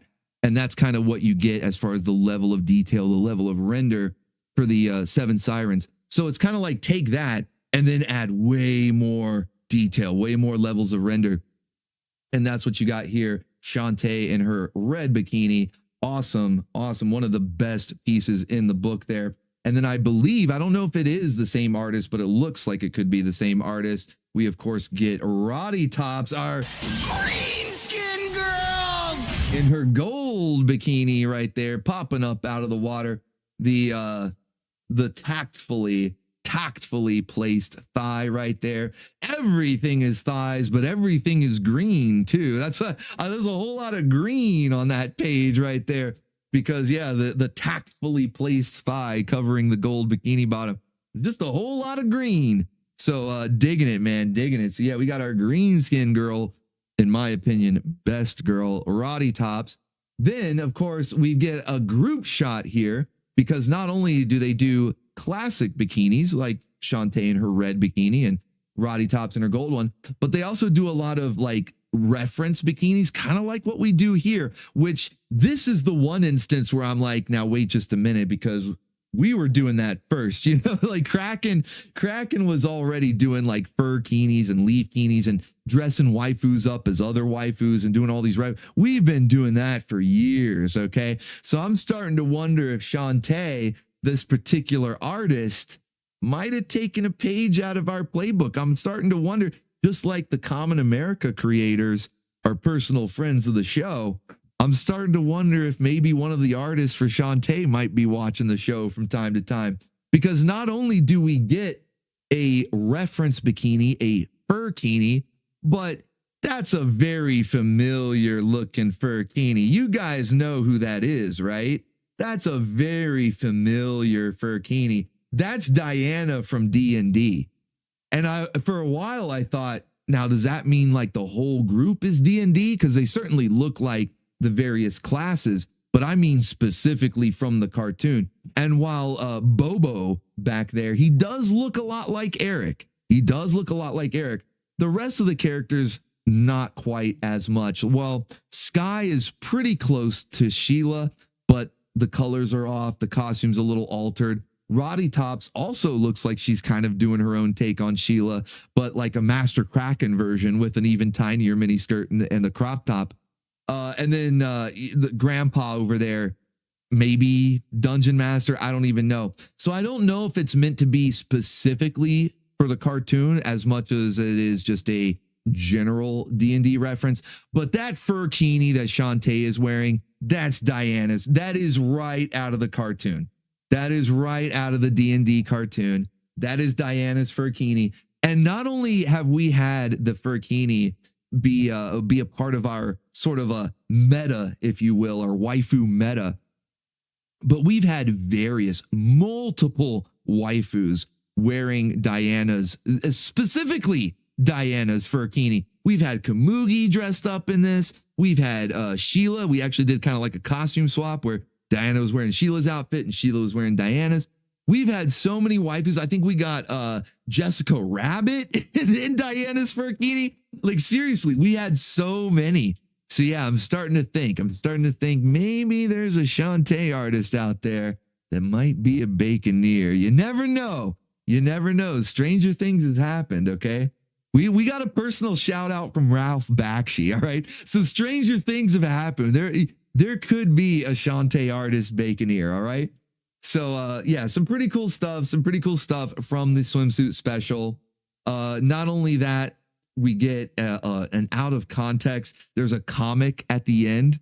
So after the swimsuit pinups, they give you a little bit of a comic at the end.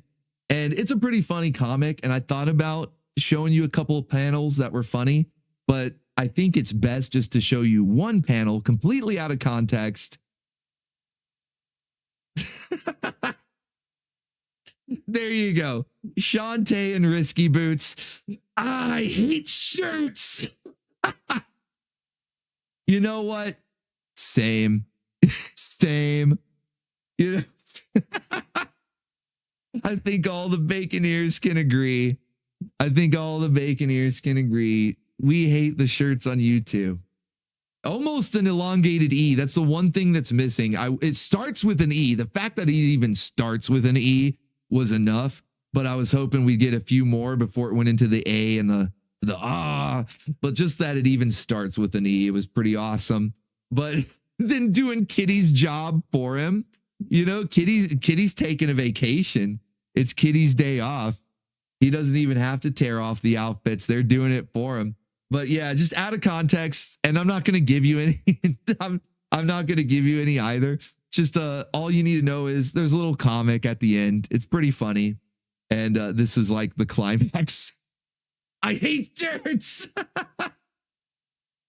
So awesome Shantae swimsuit special for the Nostalgia Spotlight, which brings me to the bonus for all of you generous baconeers. Since it is the Shantae swimsuit special, since she is such a top tier waifu, not just her, but all the waifus from the game. I've streamed a lot of the games, not all of them, but a lot of them over on the arcade channel. We love all the waifus, of course. Roddy Top's personal opinion, best girl, green skin girl.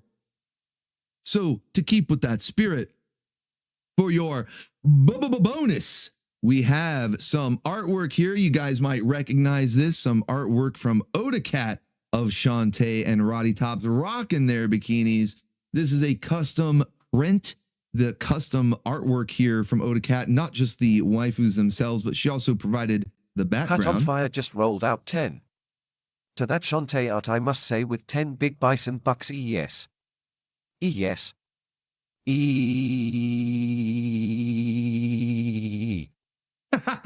Thank you, Hat on Fire. Appreciate you, man. Thank you so much. Hey, there you go. That 10 big Bison Bucks right there just got you this bonus. So this is the bonus right here. This is a custom print that was put together by Odacat featuring pinups of our favorite waifu, Shantae and Roddy Tops from the Shantae game series. These are previous pinups that we've seen, but like I said, she put them together with a custom background. And for anybody that has donated $10, at least 10, you're getting a high resolution digital copy. It's big enough you can use it as a wallpaper on any device. And not only that, if you've hit the $20 mark or more, then you're going to get a physical print. That's right. We will actually send one out to you, a physical print.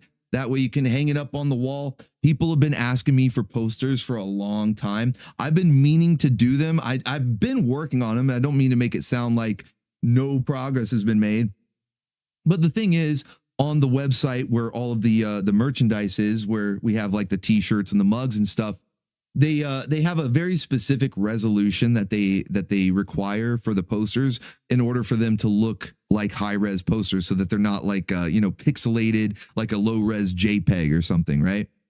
And because it's such a high resolution, even though the artists provide me already with pretty high-res images, some of them are not quite there at the required minimum for the posters on Teespring.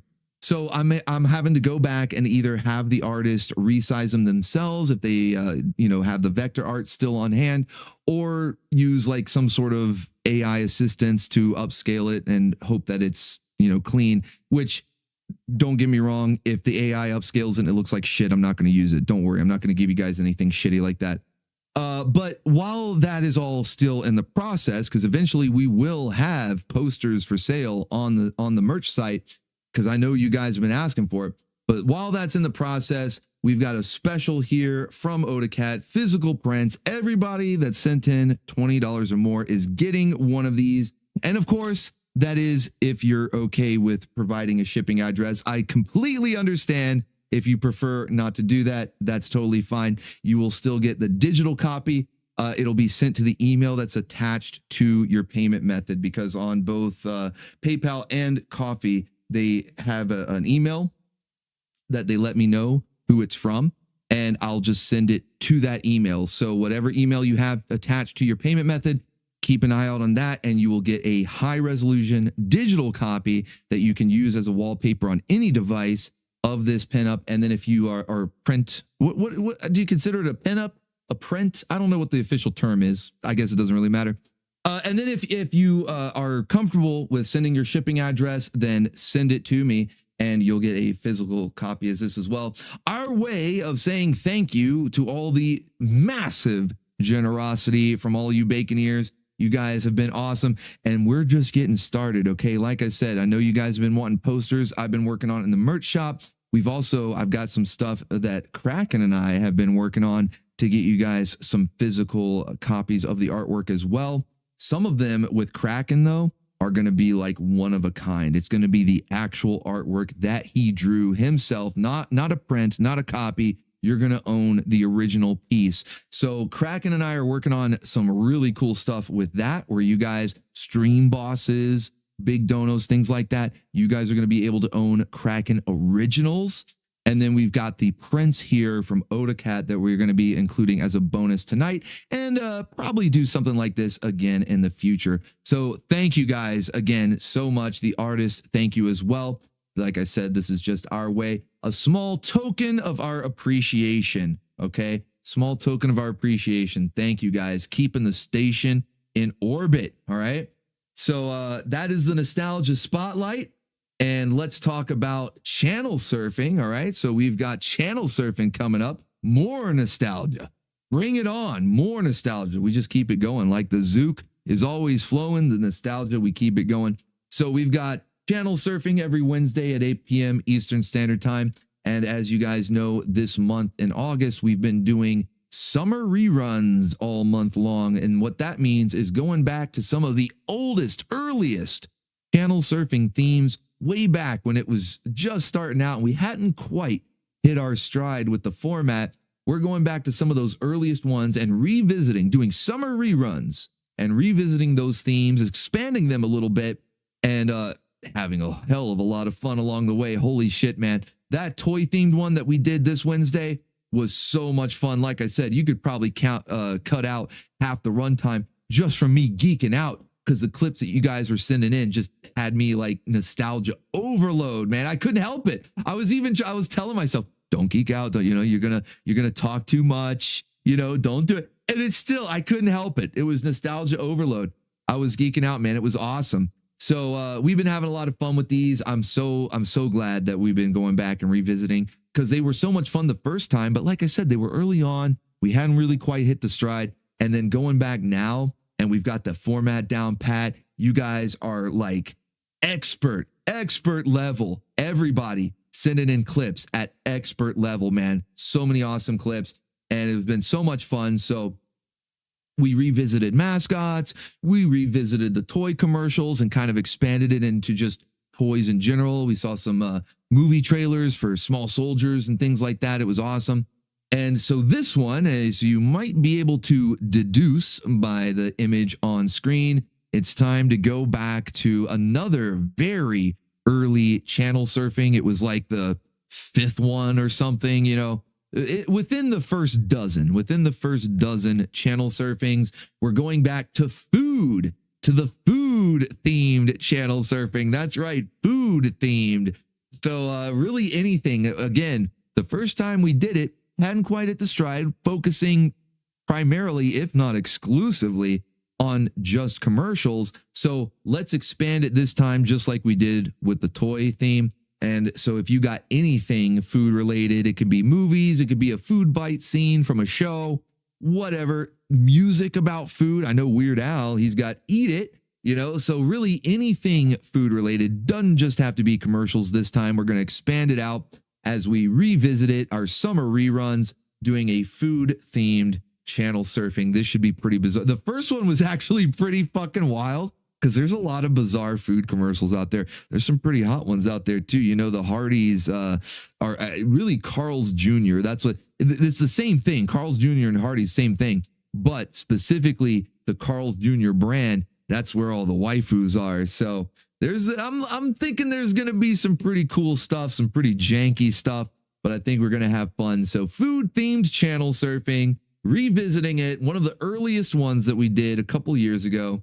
Bringing it back, looking forward to it. I'm going to have to eat a big meal ahead of time because it's probably going to make me really hungry while we're streaming, watching all these clips. And I advise you guys probably do the same, or at least have some food ready to go. Because, yeah, I would imagine that these clips are going to make us hungry while watching the stream. So have those pizza rolls on standby. But that'll be 8 p.m. Eastern Standard Time right here on the main channel. Looking forward to that. All right, let's get into everybody's favorite segment of the week, the Waifu Roundup. I hope you kept those Wrangle devices tuned up in tip-top condition. Whether you're going old school with the lasso, you got some high-tech net-launching tank or wrist-mounted grappling hook, or maybe you've gone full-blown fancy and you got a magical wrangle spell, man. We've seen it all. We've seen it all here. And there's still more wrangle techniques out there that we haven't even discovered yet. But man, it's crazy. So whatever your preferred wrangle method of choice, get ready, because you're definitely going to want to get these waifus in your stable. We got more of the Pouty Rangers tonight. Okay, we got a couple more of those, plus the Summer of Kraken. We got some more of that as well. Awesome stuff tonight. Let me do a little quick math here on coffee. and we'll be able to add this to the meter from streaming. Whoa! Thunder! Thunder! Thundercats! More cake. More cake indeed from Ron McChaos, the birthday baconeer. Let's go. Thank you, man. Insane generosity from the birthday baconeer. You are awesome. Appreciated. Very much appreciated. All right, let's check the meter. Let's head to the front of the ship here. Head to the front of the ship, that perpetual waifu machine. Let's check the meters here and see how much we're about to stack up. Because you know the waifus, they go whack for the stack. So let's see what we got here. Here we go. It's moving. It's moving. We're off to the races. All right, one. We got 1 meter. Let's go. Let's go. We got 2. Can we get a third one? Can we get the trifecta? We got 3. Hell yeah. We got that third waifu before it slowed down. And 3/4 of the way. Wow. Wow. Almost to 4. Almost to 4. 3 3/4 of the way. Nearly 4 waifus. Not bad at all. Not too shabby. Not too shabby. So let's go ahead and head over here. Let's get Lana out here to remind everybody to please like up the stream. Subscribe if you're not already. We did have a good crew here tonight. Always glad to see all the baconeers here tonight. So please do me a favor and like up the stream. It helps send it out there in the algorithm so we can find new baconeers. Like I said, new faces. They don't say new faces for long. They become familiar faces pretty quick. So like up the stream for me. And like I said, if you haven't yet already, please subscribe. We have a good time. I think it's safe to say. Yeah, I think it's safe to say we got a good thing going. We have a good time over here. All right, let's go ahead and get our first waifu. First of 3 so far. Let's see if we can get waifu number 4. Can we hit it? Stand up, be counted. 3/4 of the way. Let's see if we can get waifu number 4. But waifu number 1. Waifu number 1 is a girl that just wants to have fun. This is what 4 weeks in a row, something like, I don't know if it's in a row. But this is like her 4th pinup. She's basically the star of the summer of Krakken, and with good reason, one of the top, if not everybody's favorite. I'm kind of curious, actually, who is everybody's favorite DC animated universe waifu? Because I would bet good money that this is one of them, if not number 1. Yes, she is sitting. She's sitting on a stool. I know it looks weird in the silhouette. She's sitting on a stool. I finally get a few days off, but when I come back, this happens. Oh, great. Shaboxa, you liar. 4? Yes, let it be. Let it be. That's more like it. Whoa, I'm buddy. all hot and bothered. Ooh, so exciting. Was late but glad to hit before things started to wind down. Thank you, Alex Shaw. Whoa, buddy. That's a massive dono right there, getting Bayonetta all hot and bothered. And thank you, Wiss, for more cake for the birthday baconeers right there. You can never have too much. Thank you so much, man. Adding to the health bar there. Wiss is definitely taking Stream Boss tonight. I have a feeling. But holy shit, we definitely filled another meter, maybe even a 5th one. Whoa, buddy. Thank you guys. All right, without further ado, you guys have already guessed correctly, so no more suspense. That is indeed Supergirl. She changed out of the bikini back to a regular outfit.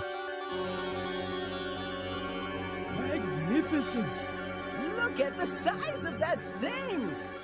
Hope this helps towards 5. You know it, buddy. Thank you so much, Michael Russum. Look at the size of that thing. Look at the size of that dono. Got yourself an exclusive Shantae and Roddy Tops print with that as well. Thank you so much, man. You guys are awesome. Yeah, I think we're close to 5. If we haven't already hit it, we're definitely close. We've hit 4 for sure. I don't even have to check the meter. I know we've hit 4. We might have even hit 5. We're close if we haven't. But let's release. Let's reveal a few more waifus. It's the opposite of releasing. We're wrangling, okay? Get them in your stable.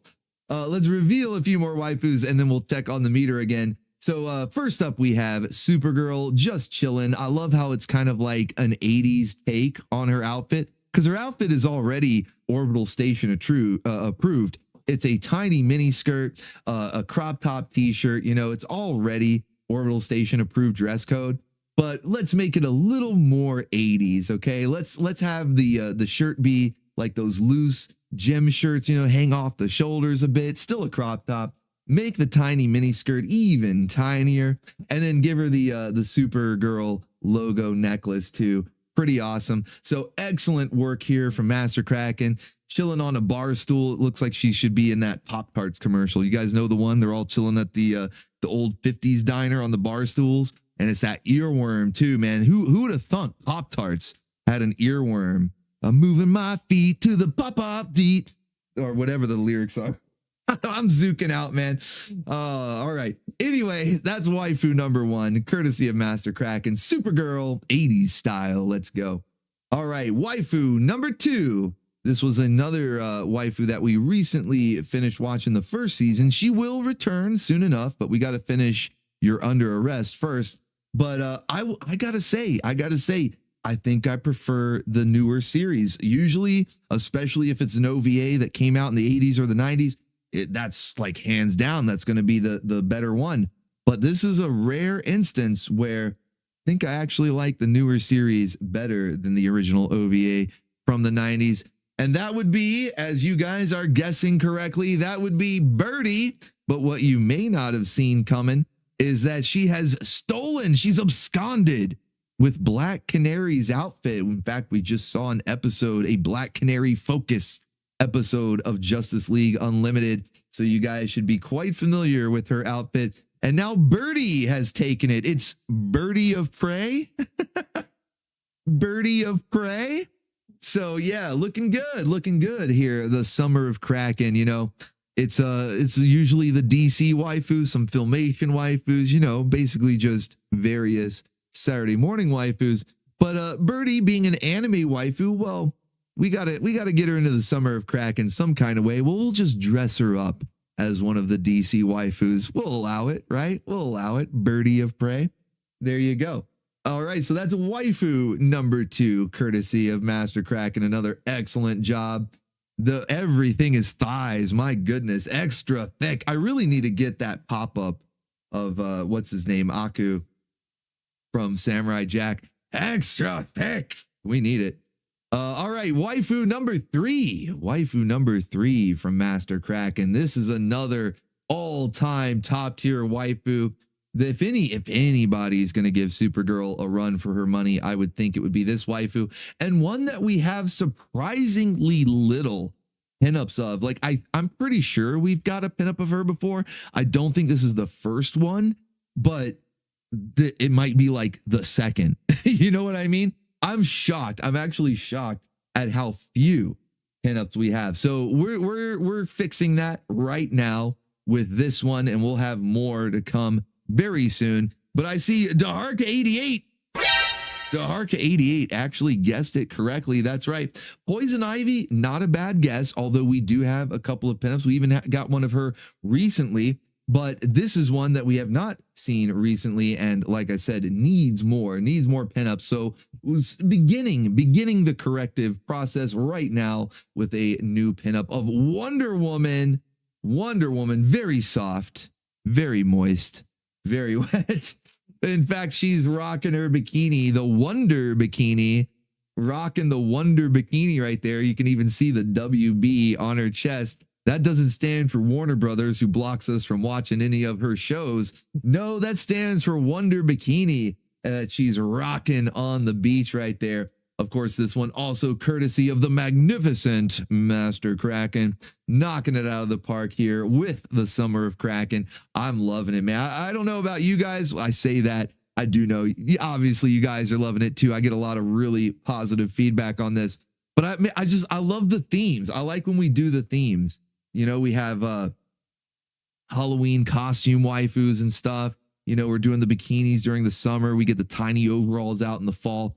I don't know. I just have a lot of fun with it. So I've been really enjoying the Summer of Krakken. Of course, it helps that Krakken himself is exceedingly talented and been delivering some exceptional artwork.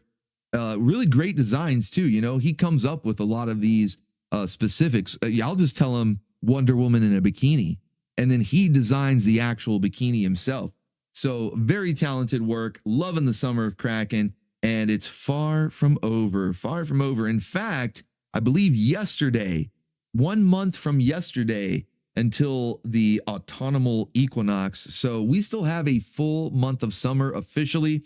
Now I live a little bit down towards the south, a little bit there. So it's going to stay warm even past the autumnal equinox. So that's pretty much why I do like the whole tiny overalls and stuff. It's like, yeah, it's fall, but it's still hot outside. So we're going to keep it going. All right. Far from over the summer of Krakken. So that is waifu number 3. Let me refresh real quick. I know we've got waifu number 4. I already know, but let me just double check just to see, because we might have waifu number 5. Let's update the meter there. Oh yeah, we hit number 4. How close are we gonna get? Oh, Sliver Country. Holy shit, for a second there I was like, are we gonna get it? Did we get waifu number 5? Sliver Country. We can't stop here. This is Sliver Country. And not only that, when you see the silhouette, I think you're gonna know who waifu number 5 is. You're definitely gonna want to get rid of that sliver. Look at Alex Shaw trying to dance away. No sliver. Dance away the sliver. The Gyat Fairy just dancing the sliver away. Let's go. All right, so waifu number 4 that we definitely unlocked. This one should be pretty obvious. It's pouting time. I probably should have had the clip ready to go. I need, like, basically every time we have the pouty rangers, I should have the clip ready to go. Sliver, no silver. No silver, no whammies. Let's go. Thank you, man. 10 big Bison Bucks from Daharka 88. Let's go. All right, hold on. I'm trying to get the clip. I should have had it ready. I'm thinking that anytime pouty rangers are in the lineup, I'm just gonna have this one ready. But let's see if I can find it fast enough. I don't know if I can. It's pouting time. There it is. I got it.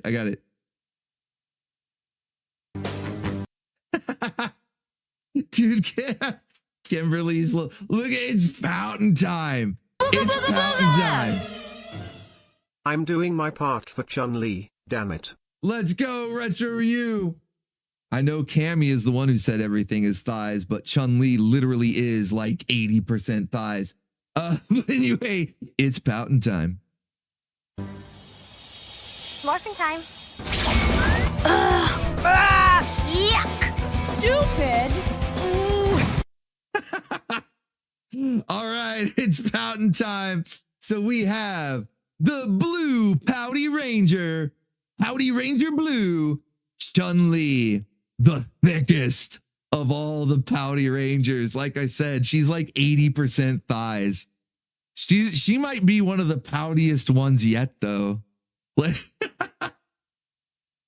One of the greatest pouty faces in all of anime. You guys know, right? You guys know the exact source of this pout, right? Tricerapouts. She's the Tricerapouts. But yeah, exactly. The Street Fighter 2 movie, the not the live action one, of course, the anime, but the Street Fighter 2 Where's Triplet? Oh, wait, where did it go? Come back. Nicolas Cage, no. Triplets. Where my girls from Darkstalkers then? Let's go. Nicolas Cage was zooking out. Whoa, buddy. Stealth triplets, almost. Oh no, they popped up.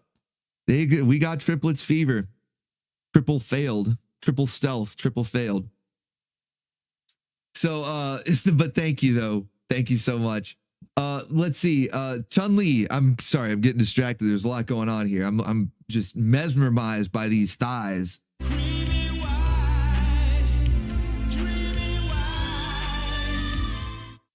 Creamy thigh. Dreamy. Anyway, So Pouty Ranger Blue, Chun-Li with her classic, one of the all-time greats when it comes to pouting from the Street Fighter II anime movie. This was one of the greatest pouty faces ever. She is Pouty Ranger Blue, one of the thickest Pouty Rangers as well. Dreamy White. Yes, the dreamy thighs. Let's go. All right, so let me check the meter one more time here. Let me go back over here and check. I'm pretty sure that we have got waifu number 5. I think it's safe to say. But just to be sure, there it is. There it goes. Bam. Not only did we get waifu number 5, we're actually a quarter of the way to waifu number 6. Holy shit. We're getting some good stuff tonight. Yeah, buddy. Because waifu number 5, it's pouting time. Hold on. One more time. Any excuse to play this clip. One more time. Morphin time. Yuck. Stupid. It's pouting time. Look at those ears. Look at those knife ears. Now, if you guys know, because I know there's quite a few knife-eared waifus in these parts. I myself am a fan of the knife ears. But there's one in particular that is known for her, like Chun-Li levels of pouting. In fact, this might be the poutiest pouty ranger that's ever pouted. Yep, that's right. I see you guys. A lot of people guessing Zelda, which is not a bad guess, but there's a poutier elf waifu, and that would be Deedlit, the poutiest. Look, she's so angry. Oh no. Oh, she's so angry. She's so mad. Oh no, the poutiest of all the pouty rangers. Pouty Ranger Yellow. Deedlit, she's mad because she didn't get Pouty Ranger Green. It would have made more sense because her outfit is green. She even has a little mini skirt. She even has the big shoulder pads that the gold or Green Ranger, the gold crest, would have worked. So she's mad that she didn't get that. It's because I didn't think of it in time. But that's okay. She works just fine as the Yellow Ranger. she's so oh no, she's so angry. She's from Record of Lodos War. If you don't know who Deedlit is, she's from Record of Lodos War. That name in and of itself, once you hear it, you'll never forget it. Deedlit. And she's probably one of the earliest elf waifus, like knife ear waifus, that I remember seeing. Of course, Record of Lodos War is an absolute classic. It's kind of like a Lord of the Rings, Dungeons and Dragons fusion in anime form. It's fucking awesome. It's beautiful too. The animation is beautiful. Highly recommend if you haven't seen it. Yeah, we got it. Don't worry. It's on Beer Drinking Dwarf. It's on the schedule. I own Record of Lodos War, and I already have it on the schedule. It's just we've been getting through other stuff.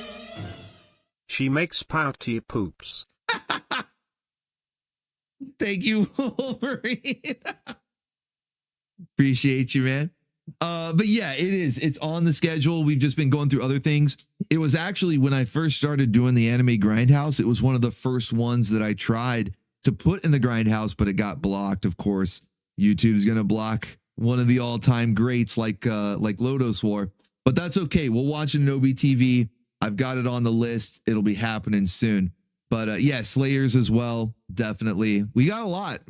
You know, the watch party playlist, a lot of times we think of the movies and stuff that we see during channel surfing, but I've got one for the anime too, for both the Grindhouse and OBTV. And Record of Lodos starring Deedlit, Pouty Ranger Yellow. Look how angry she is. And she makes this pouty face in the show. It's very similar to Chun-Li. Very similar to Chun-Li, the pouty rangers that we have this week. And, well, a couple of them last week. Pouty Ranger Red. Pout Cloud. Pout Cloud. They do. These waifus are getting that Pout Cloud. They are. It's like, it's the new meme. It's the latest, most popular meme. And the waifus, they know, and they're chasing that Pout Cloud. They're chasing it. But yeah, Hannah, Pouty Ranger Red, the red Pouty Ranger, she was making a face based on the show. Pink, the pink Pouty Ranger, she was making a face based on her show. And of course, we have Chun-Li and D-Lit here. Even Laureline, the white Pouty Ranger, white Pouty Ranger, she was making a face based on the show. So yeah, these are all based on source material, true and honest Pouty waifus. No fake pouty waifus here. You know, like the fake gamer girls. No fake pouty girls. Okay, these are all genuine pouty waifus that they get so mad. They get, look at D-Lit. She's just so mad. She's so mad. They get so mad. Man, I love it. This is like my new favorite thing, the pouting wife. I fucking love it. All right. That was waifu number 5. Yeah, that was waifu number 5. And whoa, holy shit. Whoa, buddy, let's fucking go. Get those guitars up, Chad, because it's time to rock out. Na-na-na-na-na-na. Let's go. She's grinding on chat right there. Let's go. Jason Long, Retro Ryu, Hellspawn Leviathan, grinding on the chat. Everybody's getting some. Let's go.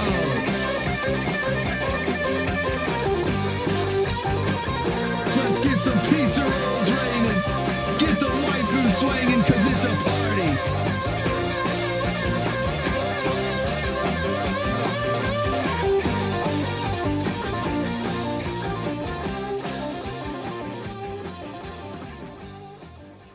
I got a moment of jank for the end. Fighting off the boss's daughter. It's long but oh so good. A true 80s OG Baconeer. Oh, nice. Thank you. Thank you. Na. Let's go. Massive dono right there. You just earned yourself a waifu pinup of your choice to be unveiled on a future Cerner Stuff, as well as that bonus, the Shantae and Roddy Top swimsuit pinup. Let's go. You get a physical print too. Oh my goodness, man. You guys are awesome. Plus, not only that, that just filled another meter. Let's go. Oh, and we're halfway there, living on a prayer to get another one. Whoa, buddy. Let's fucking go. All right. Yeah. No time for pouting now. No time for pouting now. We got another waifu. D-Lit here. The yellow pouty ranger was waifu number 5. We got another one. Waifu number 6. Another here from Master Krakken. In fact, the summer of Krakken. And this is a first time. Finally a waifu. First time pinup. And it's kind of one of those where she gets forgotten. She gets overlooked a lot until you go back and start watching the show again, as we've been doing every Tuesday and Thursday in the OBTV Discord. And when you go back and watch the show, you see her pop up in a couple episodes, and you go, why did I ever forget about this? How did she ever escape my memory? She should be permanently ingrained. In fact, she should leave a nice imprint on the memory. She's certainly big enough. Hint, hint, nudge, nudge, wink, wink, say no more. She's certainly large enough to leave a nice imprint on your memory. I'm talking about a big lady. Who could it be? Think Summer of Krakken, a lot of DC animated universe waifus. Big lady, gonna leave an imprint on your memory. You'll never forget her again, that's for sure. Giganta from the Justice League animated series. And of course, we get a little bit, even though she may not be looking as giant as she does in the show, we got to be able to fit her on board the Gyat here. But we can still get the view that we would have. Days off, but when I come back, this happens. Oh, great. Shabaksa, you liar. Try for the whole squad. Let's go. Thank you, Alex Shaw. More birthday cake for the birthday baconeers. Cake for the cake gods. Let's go. I finally get a few days off, but when I come back, this happens. Oh, great! Shaboxa, you liar! More cake. More cake. More cake, more cake, more cake. Cake for the cake gods. Yams for the yam throne. Let's fucking go. Thank you guys, man. Holy shit. Holy shit, man. So much generosity. You guys are awesome. And the birthday bacon here, Ron with Chaos. Like, whoa, buddy. Thank you so much, man. Holy shit. Whis, the stream boss. Na. Daharka. Guys, you guys are awesome, man. Thank you guys so much. Alex Shaw. So it's just too many to remember them all. It's too many to remember them all. But we have a Giganta here, and even though, like I said, she can't grow full-blown giant size, she would sink the Gyat, okay? We don't want to have a Titanic situation here. But we can still get the same view, okay? That's what of course, courtesy of Kitty. Pardon me. Pontsu. Like, well, you know, she grows giant size, and basically all of us baconeers left down on the ground, well, we are treated to a lovely view, even if we are about to get squished.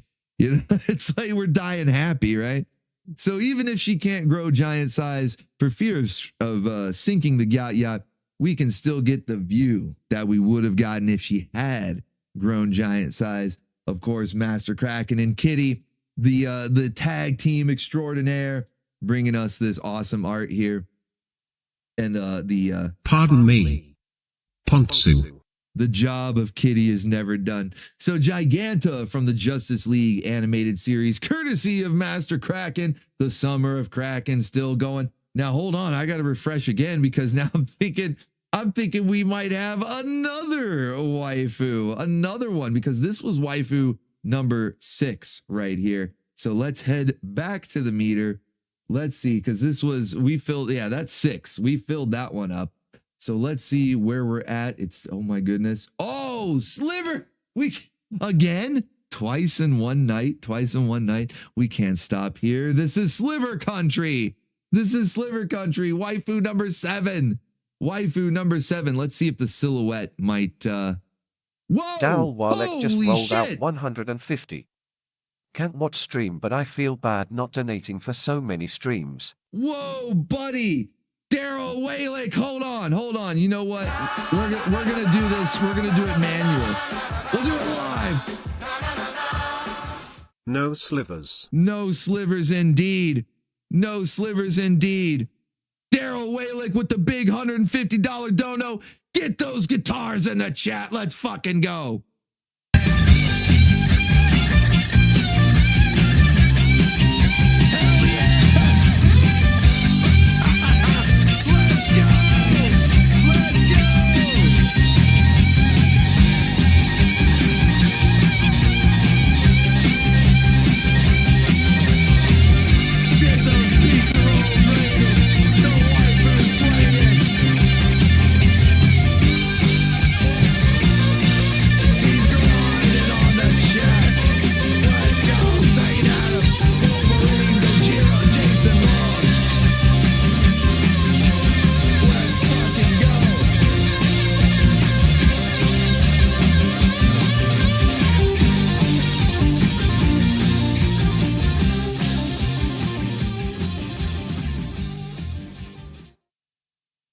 Thank you so much, Daryl Walick. Holy shit, massive dono right there.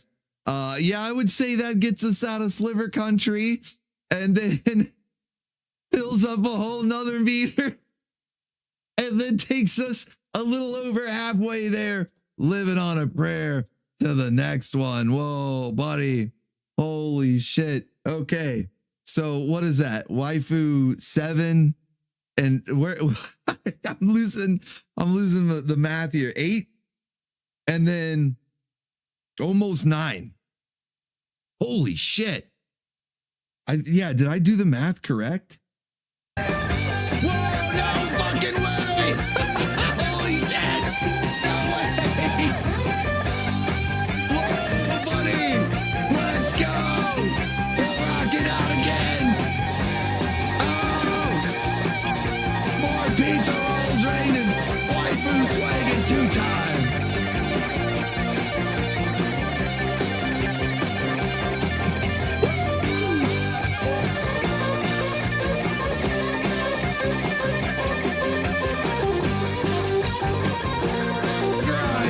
shack. Pop the swing champagne.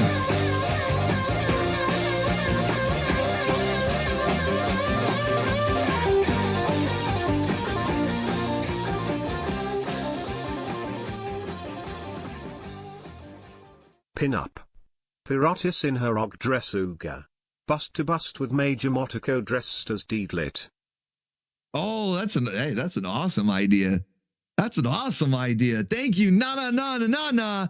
Taking over Stream Boss with that as well. Holy shit. A mighty 207.77 hit points on the health bar. All hail our new Stream Boss. We need the pizza rolls rain. Let's get that waifu dangling, okay?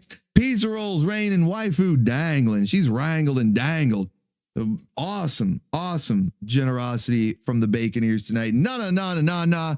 You earned yourself 2 pin-up with that one. Of course, Wiss, you still got it because you broke the 100 mark. You're still getting a pin-up. And of course, everybody, I think like everybody, I'm pretty sure everybody's getting the print, the Shantae swimsuit one.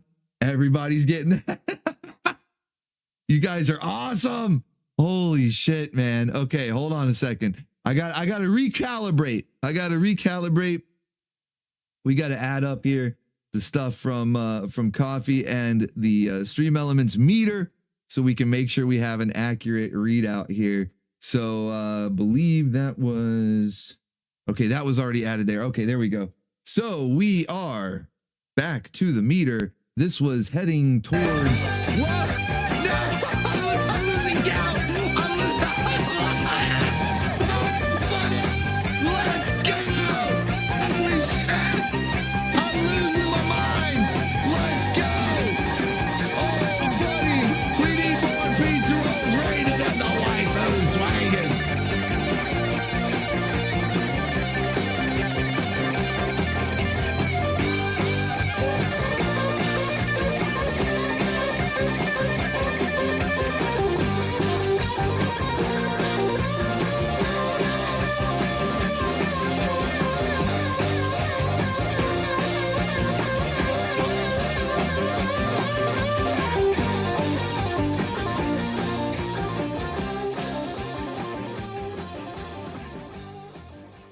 Let's break some minds.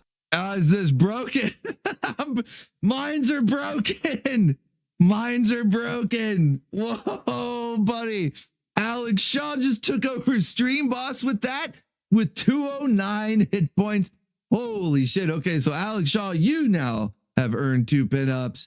No, you still have your 2. Don't worry, it's not like you're losing those. You still got your 2. Wiss, you still got yours.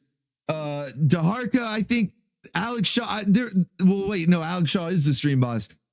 If you broke $100, you got your own custom pinup. You get to choose the waifu, and that'll be shown off on a future Sterner stuff. And of course, like I said before, everybody's getting the Shantae swimsuit special pinup. Holy shit, man! Thank you guys. Whoa, buddy. I hope I have enough here that I prepared. I'm probably gonna have to put a couple up on Google, just on the live. We're gonna do it live. We're doing it live. Whoa, buddy. Okay. Yeah, because I don't. Where did we leave off? Was that was 8, right? That was 8, because that's 9. That's 9. We now have 10 and a quarter of the way. Holy shit. Okay. 10 waifus unlocked, quarter of the way to 11. Yes! Anyone want my poster? Birthday boys in chat. Asked a man. Holy shit. Just when I thought they couldn't get any more generous, nah. Not only rolls out another 10 big Bison Bucks right there, but then offers up their prizes, their prize pinups that they've earned here with the generosity to the birthday baconeers in the chat. That's amazing. See, this is why I tell you guys, and I always tell you, I say, look, it's sincere. You may think that I'm just saying it because I say it's real, though, that you guys are the best community on YouTube. I cannot. I've watched a lot of other streams. I've dabbled in other YouTube groups and stuff. nobody comes close. Nobody even comes close. And it's not just about like the donos and the generosity. I'm talking about just how friendly everybody is. So welcoming. And look at this. Nana says, here you go. Birthday bacon ears. You get the pinups. You get the prizes. You guys are so fucking awesome. All right. Like it seriously, it warms my heart to see stuff like this. You guys are amazing. I absolutely love it. All right. So, you know, you're going to get one anyway. Nana. You can give it. We'll give them to the birthday bacon ears. And just for being so nice, we're going to give you one too. There you go. There you go. All right. We got more waifus. So hold on. We're not even done yet. Let's get back. Let's get back to the front of the ship.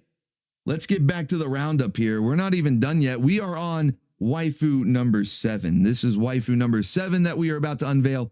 And we have a few more to go after this. All right. Let's fucking go.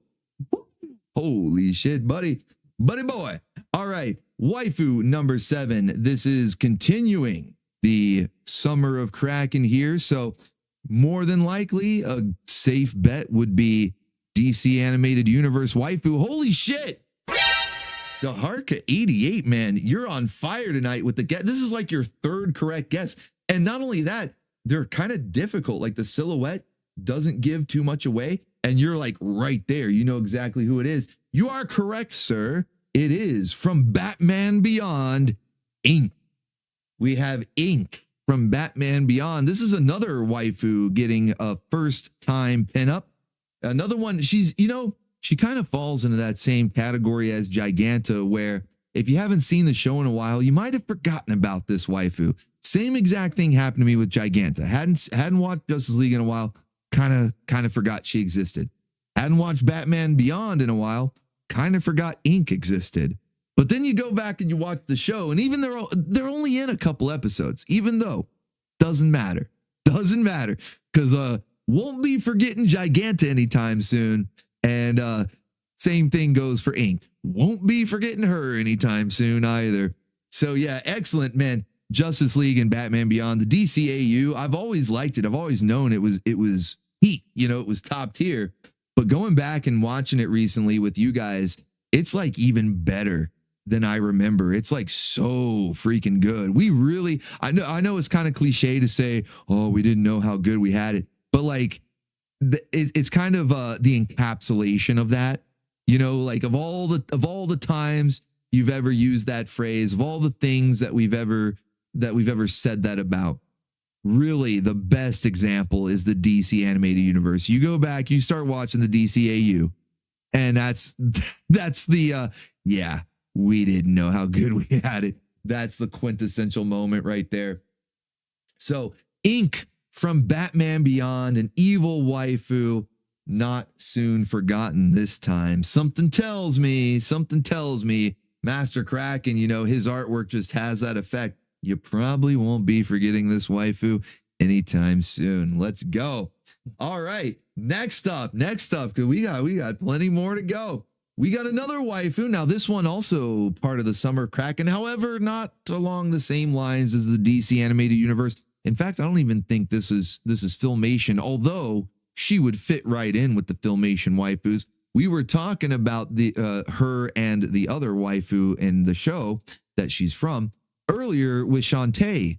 You know, she was dressed as not her, but the other waifu in the show.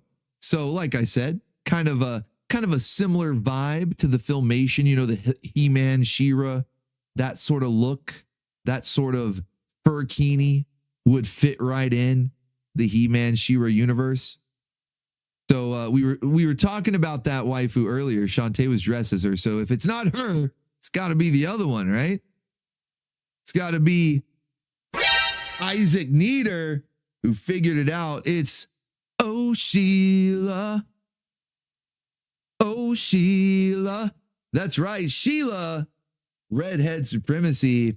And kind of a little mix of things going on here. You know, we're doing the Summer of Krakken. So she's got the bikini top. She's even got kind of like the 80s jacket going on. You know, it's probably like a varsity jacket or something. But definitely very much an 80s bikini top. The twisted top that's seen in so many movies you know, those like spring break movies like Hard Bodies and stuff. A lot of those twist top bikinis. But then she's rocking like the giant belts. You know, it's kind of like the belt she normally wears, but it's been giant size so that it can serve as a bikini bottom. So it's given me like the whole Filmation, you know, sci-fi fantasy vibes, but then she's 80s, you know, 80s from the top, sci-fi fantasy on the bottom. I don't know. It doesn't really matter. It's not like I'm complaining. She's all waifu. She's all waifu. It works. She makes it work. You know, she makes it work. Pirate belt. It's underrated. Yeah, exactly. It's like, you know what? It's the new puffy shirt. Okay. Seinfeld tried to do the puffy shirt back in the 90s. That failed. But we're going to do it right this time. And we're doing the pirate belt. We're doing the pirate belt. The beltkini. The beltkini. Yeah, there you go. So a new bikini meta. We had the furkini, we've got the leafkini, the battle bikini. I'm thinking we might need to do the bacon bikini, even though that one might be contested as far as if people approve. But the beltkini, yeah, the beltkini, that's the new one. That's the new meta. Andy Zorix, it says chastity belt with the frowny face. I don't know, man. Like, isn't there another part to the chastity belt? Like, where it's not even really a belt. Like, it's like full blown like bikini bottoms. They just call it a chastity belt. But this is just the belt. So I don't think it's going to work very well, if you know what I mean. So there you go, Sheila from Dungeons and Dragons, courtesy of the magnificent Master Krakken, continuing with the Summer of Krakken. Awesome combination, 80s style bikini top and jacket with a whole new version, a beltkini. That's what we're doing. See, the thing about the beltkini is it's just the bottoms, you know, like if it weren't for the 80s style there at the top, if it was just the beltkini, is it just the bottom? I don't know. I don't know about that one. We'll have to confer with Master Krakken. I'll have to ask him, say, hey, we do more of these beltkinis. What's going up top? Anything? Anything? I don't know. Well, you decide. You know what? You decide. All right. That was which waifu? What number were we on? 8, I think. Yes, waifu number 8. All right, waifu number 9. Waifu number 9. Oh, you guys are gonna love this one. You guys are gonna love this one. I'm really happy with this one because not only did Master Krakken put this one. I feel like we're halfway there on one more pin-up prayer. And if I get another pin-up, Casca dressed as Nausicaa doesn't even need to smexy. I just want that. Thank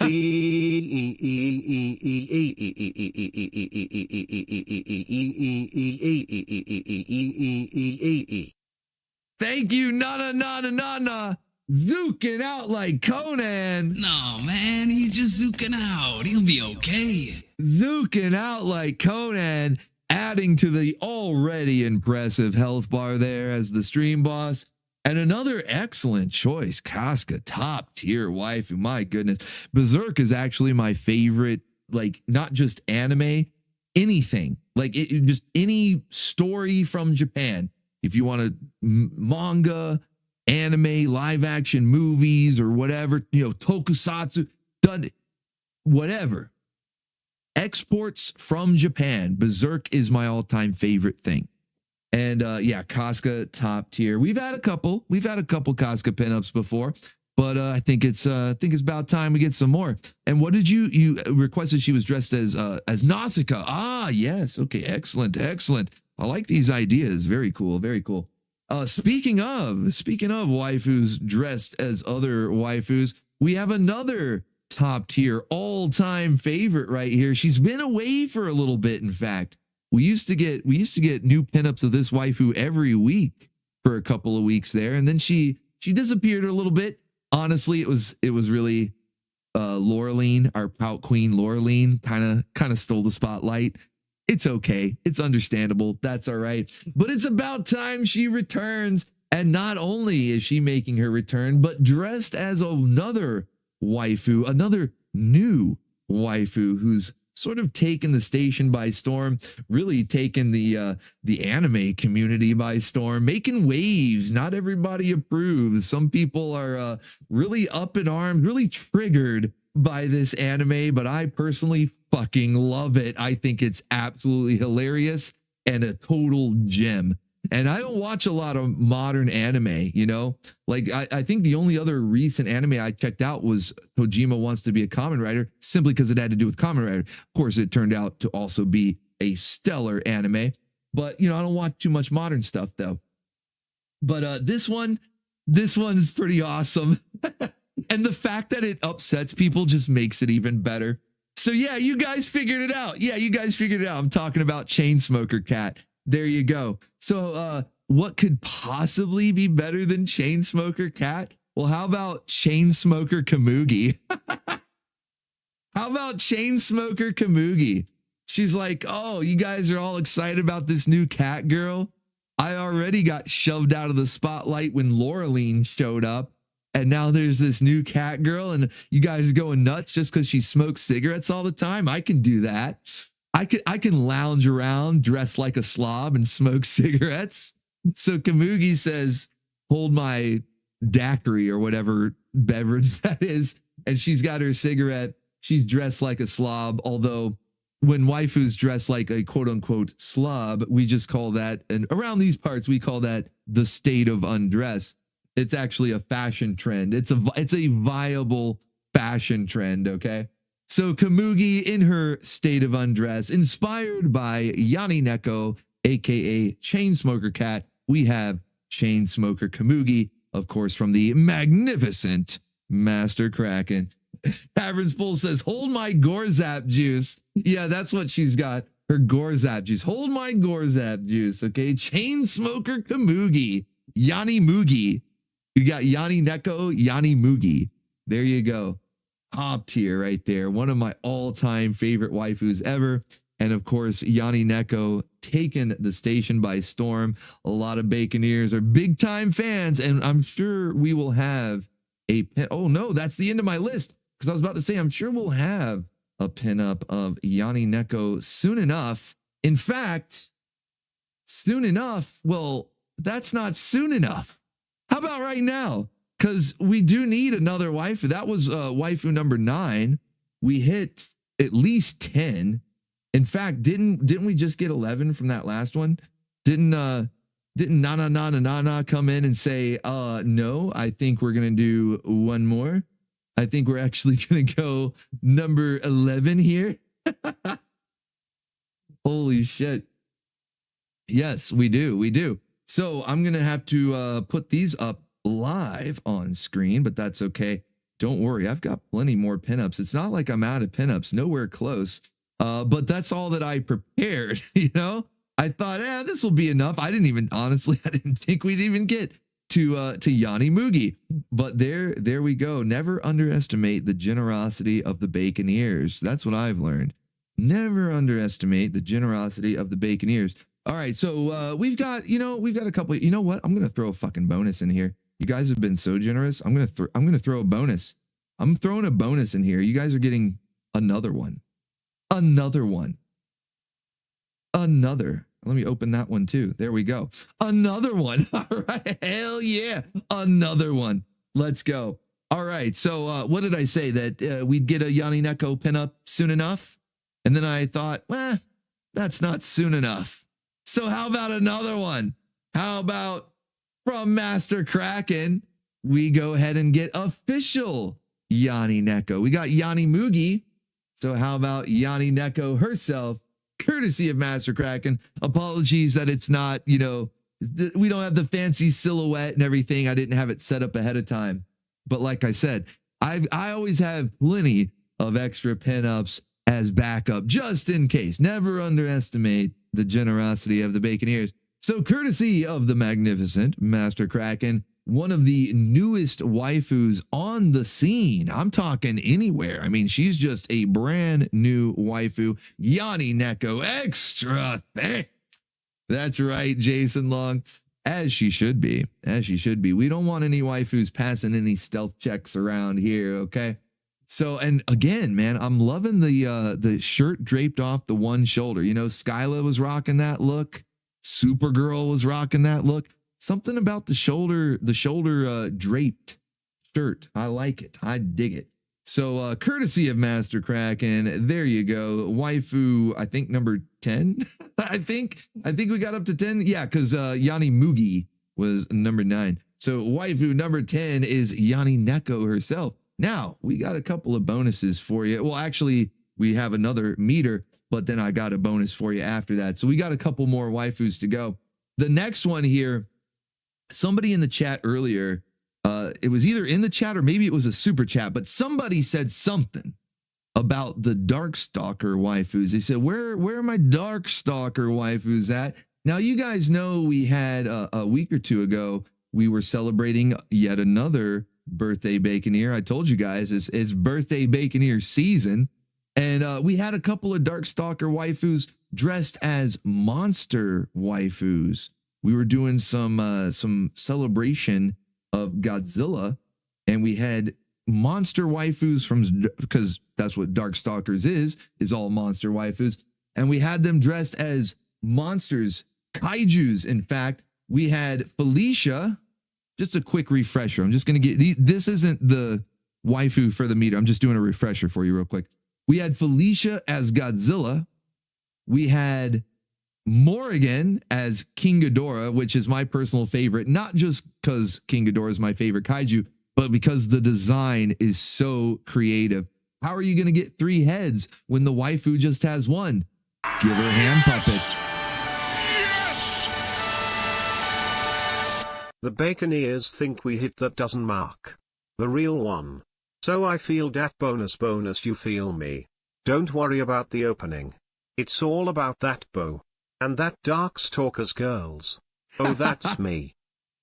Oh, fear not, fear not. We have the Darkstalkers girls. Yeah, buddy. That's why we're doing the refresher real quick, just in case you missed out. Okay, just in case you missed out. We're doing a refresher here.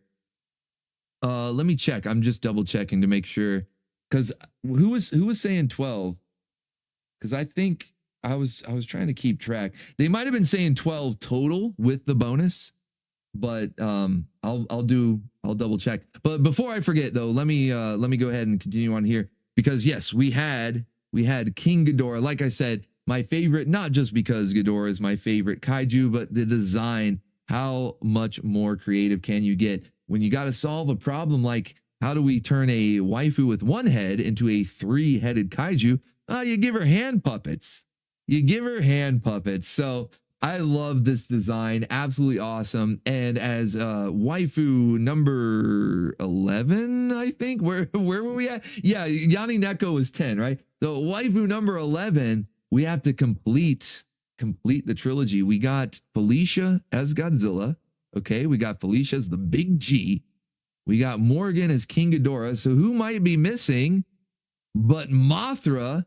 So we have QB as Mothra. Is that zoomed in too much? Maybe too much, not enough. I don't know. But yeah, Mothra, QB as Mothra. So there you go. Another Darkstalker waifu as requested. You said, hey, where's the Darkstalker girls at? There you go. Felicia's Godzilla, Morgan as King Ghidorah, and QB as Mothra. This one, of course, by Odacat. Excellent work. Excellent work. I really like the waifu kaiju. The kaifus. The kaiju waifus. The kaifus. I really like them. We might have to do some more. And if you guys have any suggestions, send them my way. Maybe Sinko as Anguirus. I don't know, something like that. Yeah, if you guys have any ideas, send them my way, because I think the kaifus, the waifus dressed as kaijus, is a fun idea, and they're looking really cool. I just like the creativity too. The hand puppets for Ghidorah. I love the creativity too. So there you go. All right, now you've got at least one bonus waifu, possibly another. So we're going to go ahead and unveil the first bonus, and then I'll double check my math. But first up, just because you guys have been so generous, man, I'm serious. the insane amount of generosity. Plus, we've got birthday bacon ears, okay? Gojira had a recent birthday, Ricardo Huff, and today is Ron McChaos's birthday. So we've got birthday bacon ears. We've had insane amounts of generosity, so we're giving you a bonus, bonus. And since we do have a lot of birthday bacon ears, we need a waifu who's dressed up. You know, if we've got this many birthday bacon ears, we're throwing a party. That's practically what tonight has been anyway. So we need a waifu who's dressed up for a, you know, appropriately for a birthday bash, a baconeer birthday bash. And so I think that Blackfire is dressed appropriately. I think Blackfire from Teen Titans. You know, we've got a lot of Starfire. Of course, she's like one of my all-time favorites, so I'm going to request a lot of Starfire, but we don't really have much Blackfire. In fact, this might be our first Blackfire pinup, and this was a stream boss request as well. So we've got a lot of good taste. You know, na with the excellent stream boss request. All the stream bosses, they always have really good requests, really good taste. So we got finally we got Blackfire officially in the stable. She now has a pin up here. And not only that, she is dressed to the nines, dressed up rather nicely. In fact, let's see, to zoom, I'm trying to like zoom out, zoom in, what makes it, you know, so you can see her a little bit better. I just don't like how the top of her head is cropped out, but that's all right. But yes, she is dressed up perfectly appropriately for a baconeer birthday bash. So happy birthday to all of the recent birthday baconeers. Ron McChaos, Gojira, Ricardo Huff, anybody else that I may have been missing. We've had a lot of them. And I know there's some more coming up too. So there you go. Bonus waifu right there from Odacat. A bonus. All right, let me do a little bit of quick math, guys. Hang tight with me real quick. I know we're approaching midnight, and we got the midnight movie coming up. Luckily, it is in OBTV, so we can budget a little bit and run just a little bit late. But I want to make sure that the math was done correctly here, just in case. We want to get all the waifus wrangled. All right, so. 11. Okay. So, oh, you know what? We're just shy. So 11, and then Starfire. How could I? How could they? Especially Blackfire would be pissed if I got her mixed up with Starfire. She was the bonus number 12. But as far as official goes, we did hit meter number 11, and we got 3/4 of the way to meter number 12, which would have been a 13th waifu. So we unveiled 12 waifus tonight, didn't quite hit meter number 12. So we are correct. We are caught up.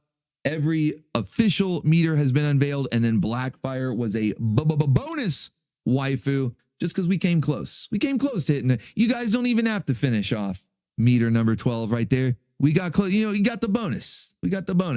Jason Long is like, can we hit it? Stand up, be counted. You guys are awesome. Holy shit. You guys are amazing. But no, seriously, we got some awesome waifus. What a lineup tonight. What a roundup. And we got more to go. We got some more waifus on deck ready for next week. Plus, every week, the artist delivers some new stuff, and I know what they're working on too. And then, of course, our stream boss requests that we got this week, tonight, in fact, some of those are going to be added to the list. I don't know if they'll be completed by next week. Sometimes they do. Sometimes it takes them a little bit longer. It all sort of depends on where they shuffle into the list. But yeah, we got a lot of good stuff on the way, man. It's been so much fun tonight, and I'm looking forward to every night with the Baconeers. We have stuff going on like all the time, you know. We do Sterner stuff on Friday, Channel Surfing Wednesday. Of course, we got Saturday morning cartoons, the Anime Grindhouse. We got a gaming stream tomorrow at what time do we start the gaming stream? 9 p.m. Damn, I'm zooking out. Sorry, guys. No, man, he's just zooking out. He'll be okay. 9 p.m. Eastern, we'll start the gaming stream. We're going to do some online multiplayer with the Baconeers in Giga Bash. So if you have that game, I'm pretty sure it's cross-platform. I'll be playing on Steam, but I'm pretty sure it's cross-platform. So if you guys want to join us for some giant monster mayhem, then head over to the Orbital Arcade channel. That's the gaming channel. Mostly retro games. If I do play a new game, it has a retro presentation, you know, pixel graphics, something like that. Or maybe just something that feels like a classic game. Like Gigabash, it's not pixel graphics, you know, it's 3D, whatever. But it feels like one of those old Godzilla games on the GameCube, you know, like Monster Melee, stuff like that. So it's a lot of fun. In fact, they have DLC with Godzilla. They actually got some pretty cool licenses for their DLC. There's Ultraman, Godzilla, some other random like original monsters in there. And now you can have some pretty cool crossover battles as a result. So looking forward to that. That'll be tomorrow at 9 p.m. Eastern on the gaming channel. Of course, we have Saturday morning cartoons at 9 a.m. and then the Anime Grindhouse at midnight Eastern Standard Time on Bacon Bits. So a full weekend of content. And of course, in the OBTV Discord, we've got the midnight movie happening as soon as this stream ends, because it'll be just past midnight when we're done. And then Toku Sunday, that's Tokusatsu, all Sunday long from noon to midnight, a 12-hour block. It's so much fun. We have a blast in there. And if it's not your cup of tea, well, you know, we've got a second channel where people can stream in there. So we've basically got our own TV station, you know. It's a lot of fun. So if you're not already in the Discord, let me know if you need a link. I put one in the description last week. I think I set it not to expire. I always forget to do that though. So odds are it's not working. My bad. So I'll put one in the chat there, and yeah, join us for the fun there. But that is going to be the show. Oh shit. Hold on. Two things. First off, there was a link sent in from our stream boss, Nana, that was a moment of jank before our moment of Zook. Let me see if I can find it. 1 second. 1 second here. And then I'll play you the trailer of the movie that we're about to watch. All right. Let's see. Moment of jank. Here we go. I found it. All right. Moment of jank from our stream boss.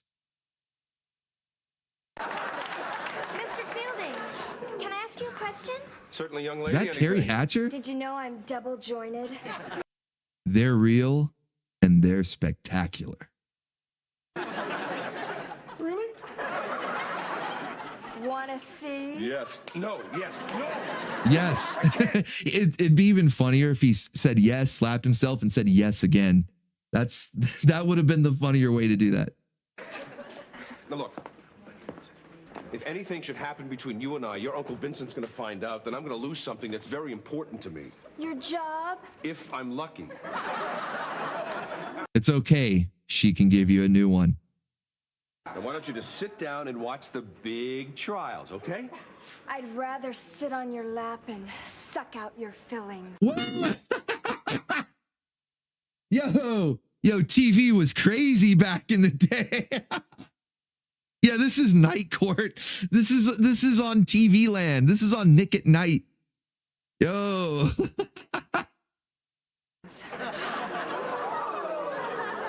Mr. Prosecutor. Yes, sir. Just a moment. Just discussing dental hygiene. Just a moment. I can't stand up. When the judge comes in, they're like, all rise. Yes, not yet. I'm sorry. Can you give me a minute? Or it's technically, I've already risen. Oh my goodness. That's awesome. Thank you, Nana. That shit's crazy. All right. For the midnight movie tonight, I know we're actually already hitting midnight here, but don't worry. We're wrapping up the stream. So it'll be a little bit past midnight, and it's not a terribly long movie, so it's not going to keep you up too late, but we need to complete the trilogy of jank that we started 2 weeks ago. Prince of the Abyss had actually sent in the trailers for these movies. And as always, during channel surfing, we're always adding a whole bunch of stuff to the watch party playlist. But this particular trilogy cut in front of the line a little bit because it was just that janky. So it's time to finish, to complete it with the Avengers Grimm Time Wars. Find him! Snow White. She's in town. What does she want? She wants the surface. It's up to us to stop BOOGA.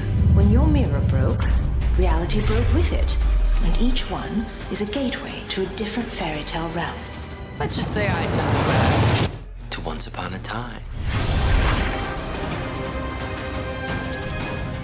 She broke me. We need to go back to the past and fix your mess.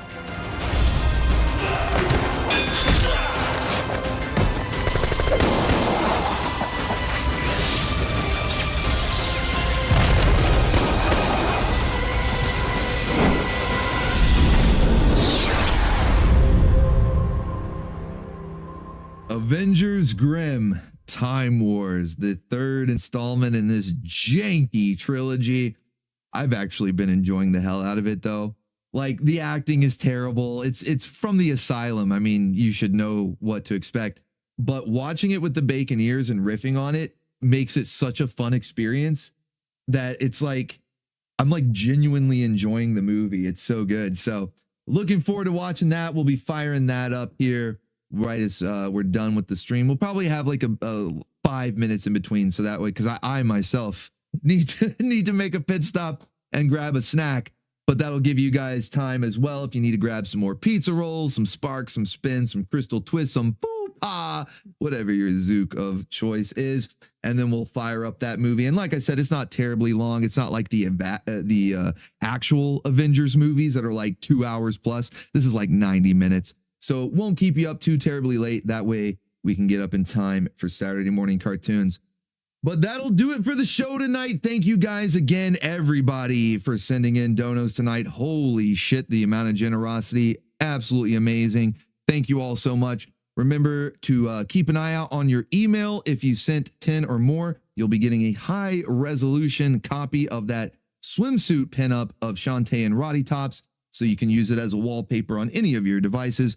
And then if you sent $20 or more and you feel comfortable providing a shipping address, then please do so, and we will ship you out a physical copy of that print so you can hang it up on your wall or wherever you feel like putting it. And that's just our very small token, one way that we are saying thanks to you guys, showing our appreciation. Many more tokens of appreciation are on the way. So thank you guys, everybody, for sending in donos tonight. Of course, Nana, our stream boss, very generous, not just with the donations, but also giving away their stream boss prizes to the birthday baconeers. And out of respect for that generosity, you still keep your stream boss prizes, and the birthday baconeers get theirs too.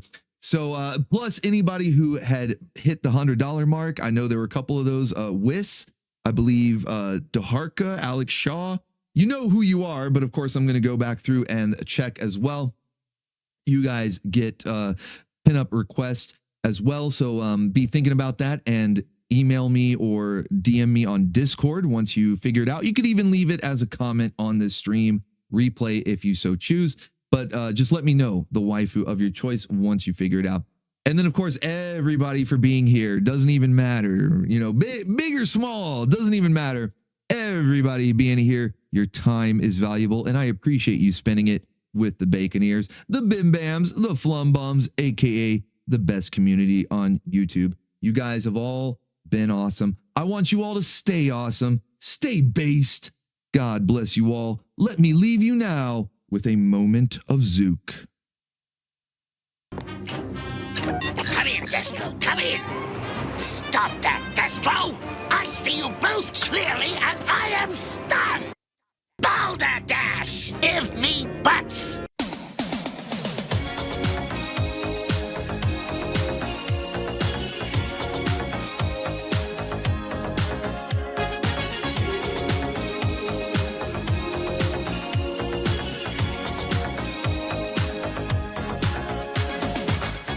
We're no strangers to love. You know the rules, and so do I. I've no commitments while I'm thinking of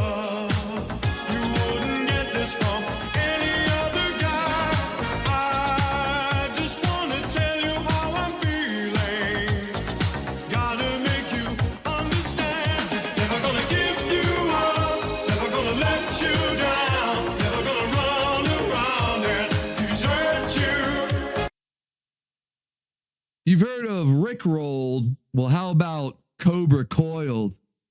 Let's go. All right, that's the show, guys. Y'all have a good one. Until next time, remember. Until all is one. Yes, until all is one. Thank you for visiting me.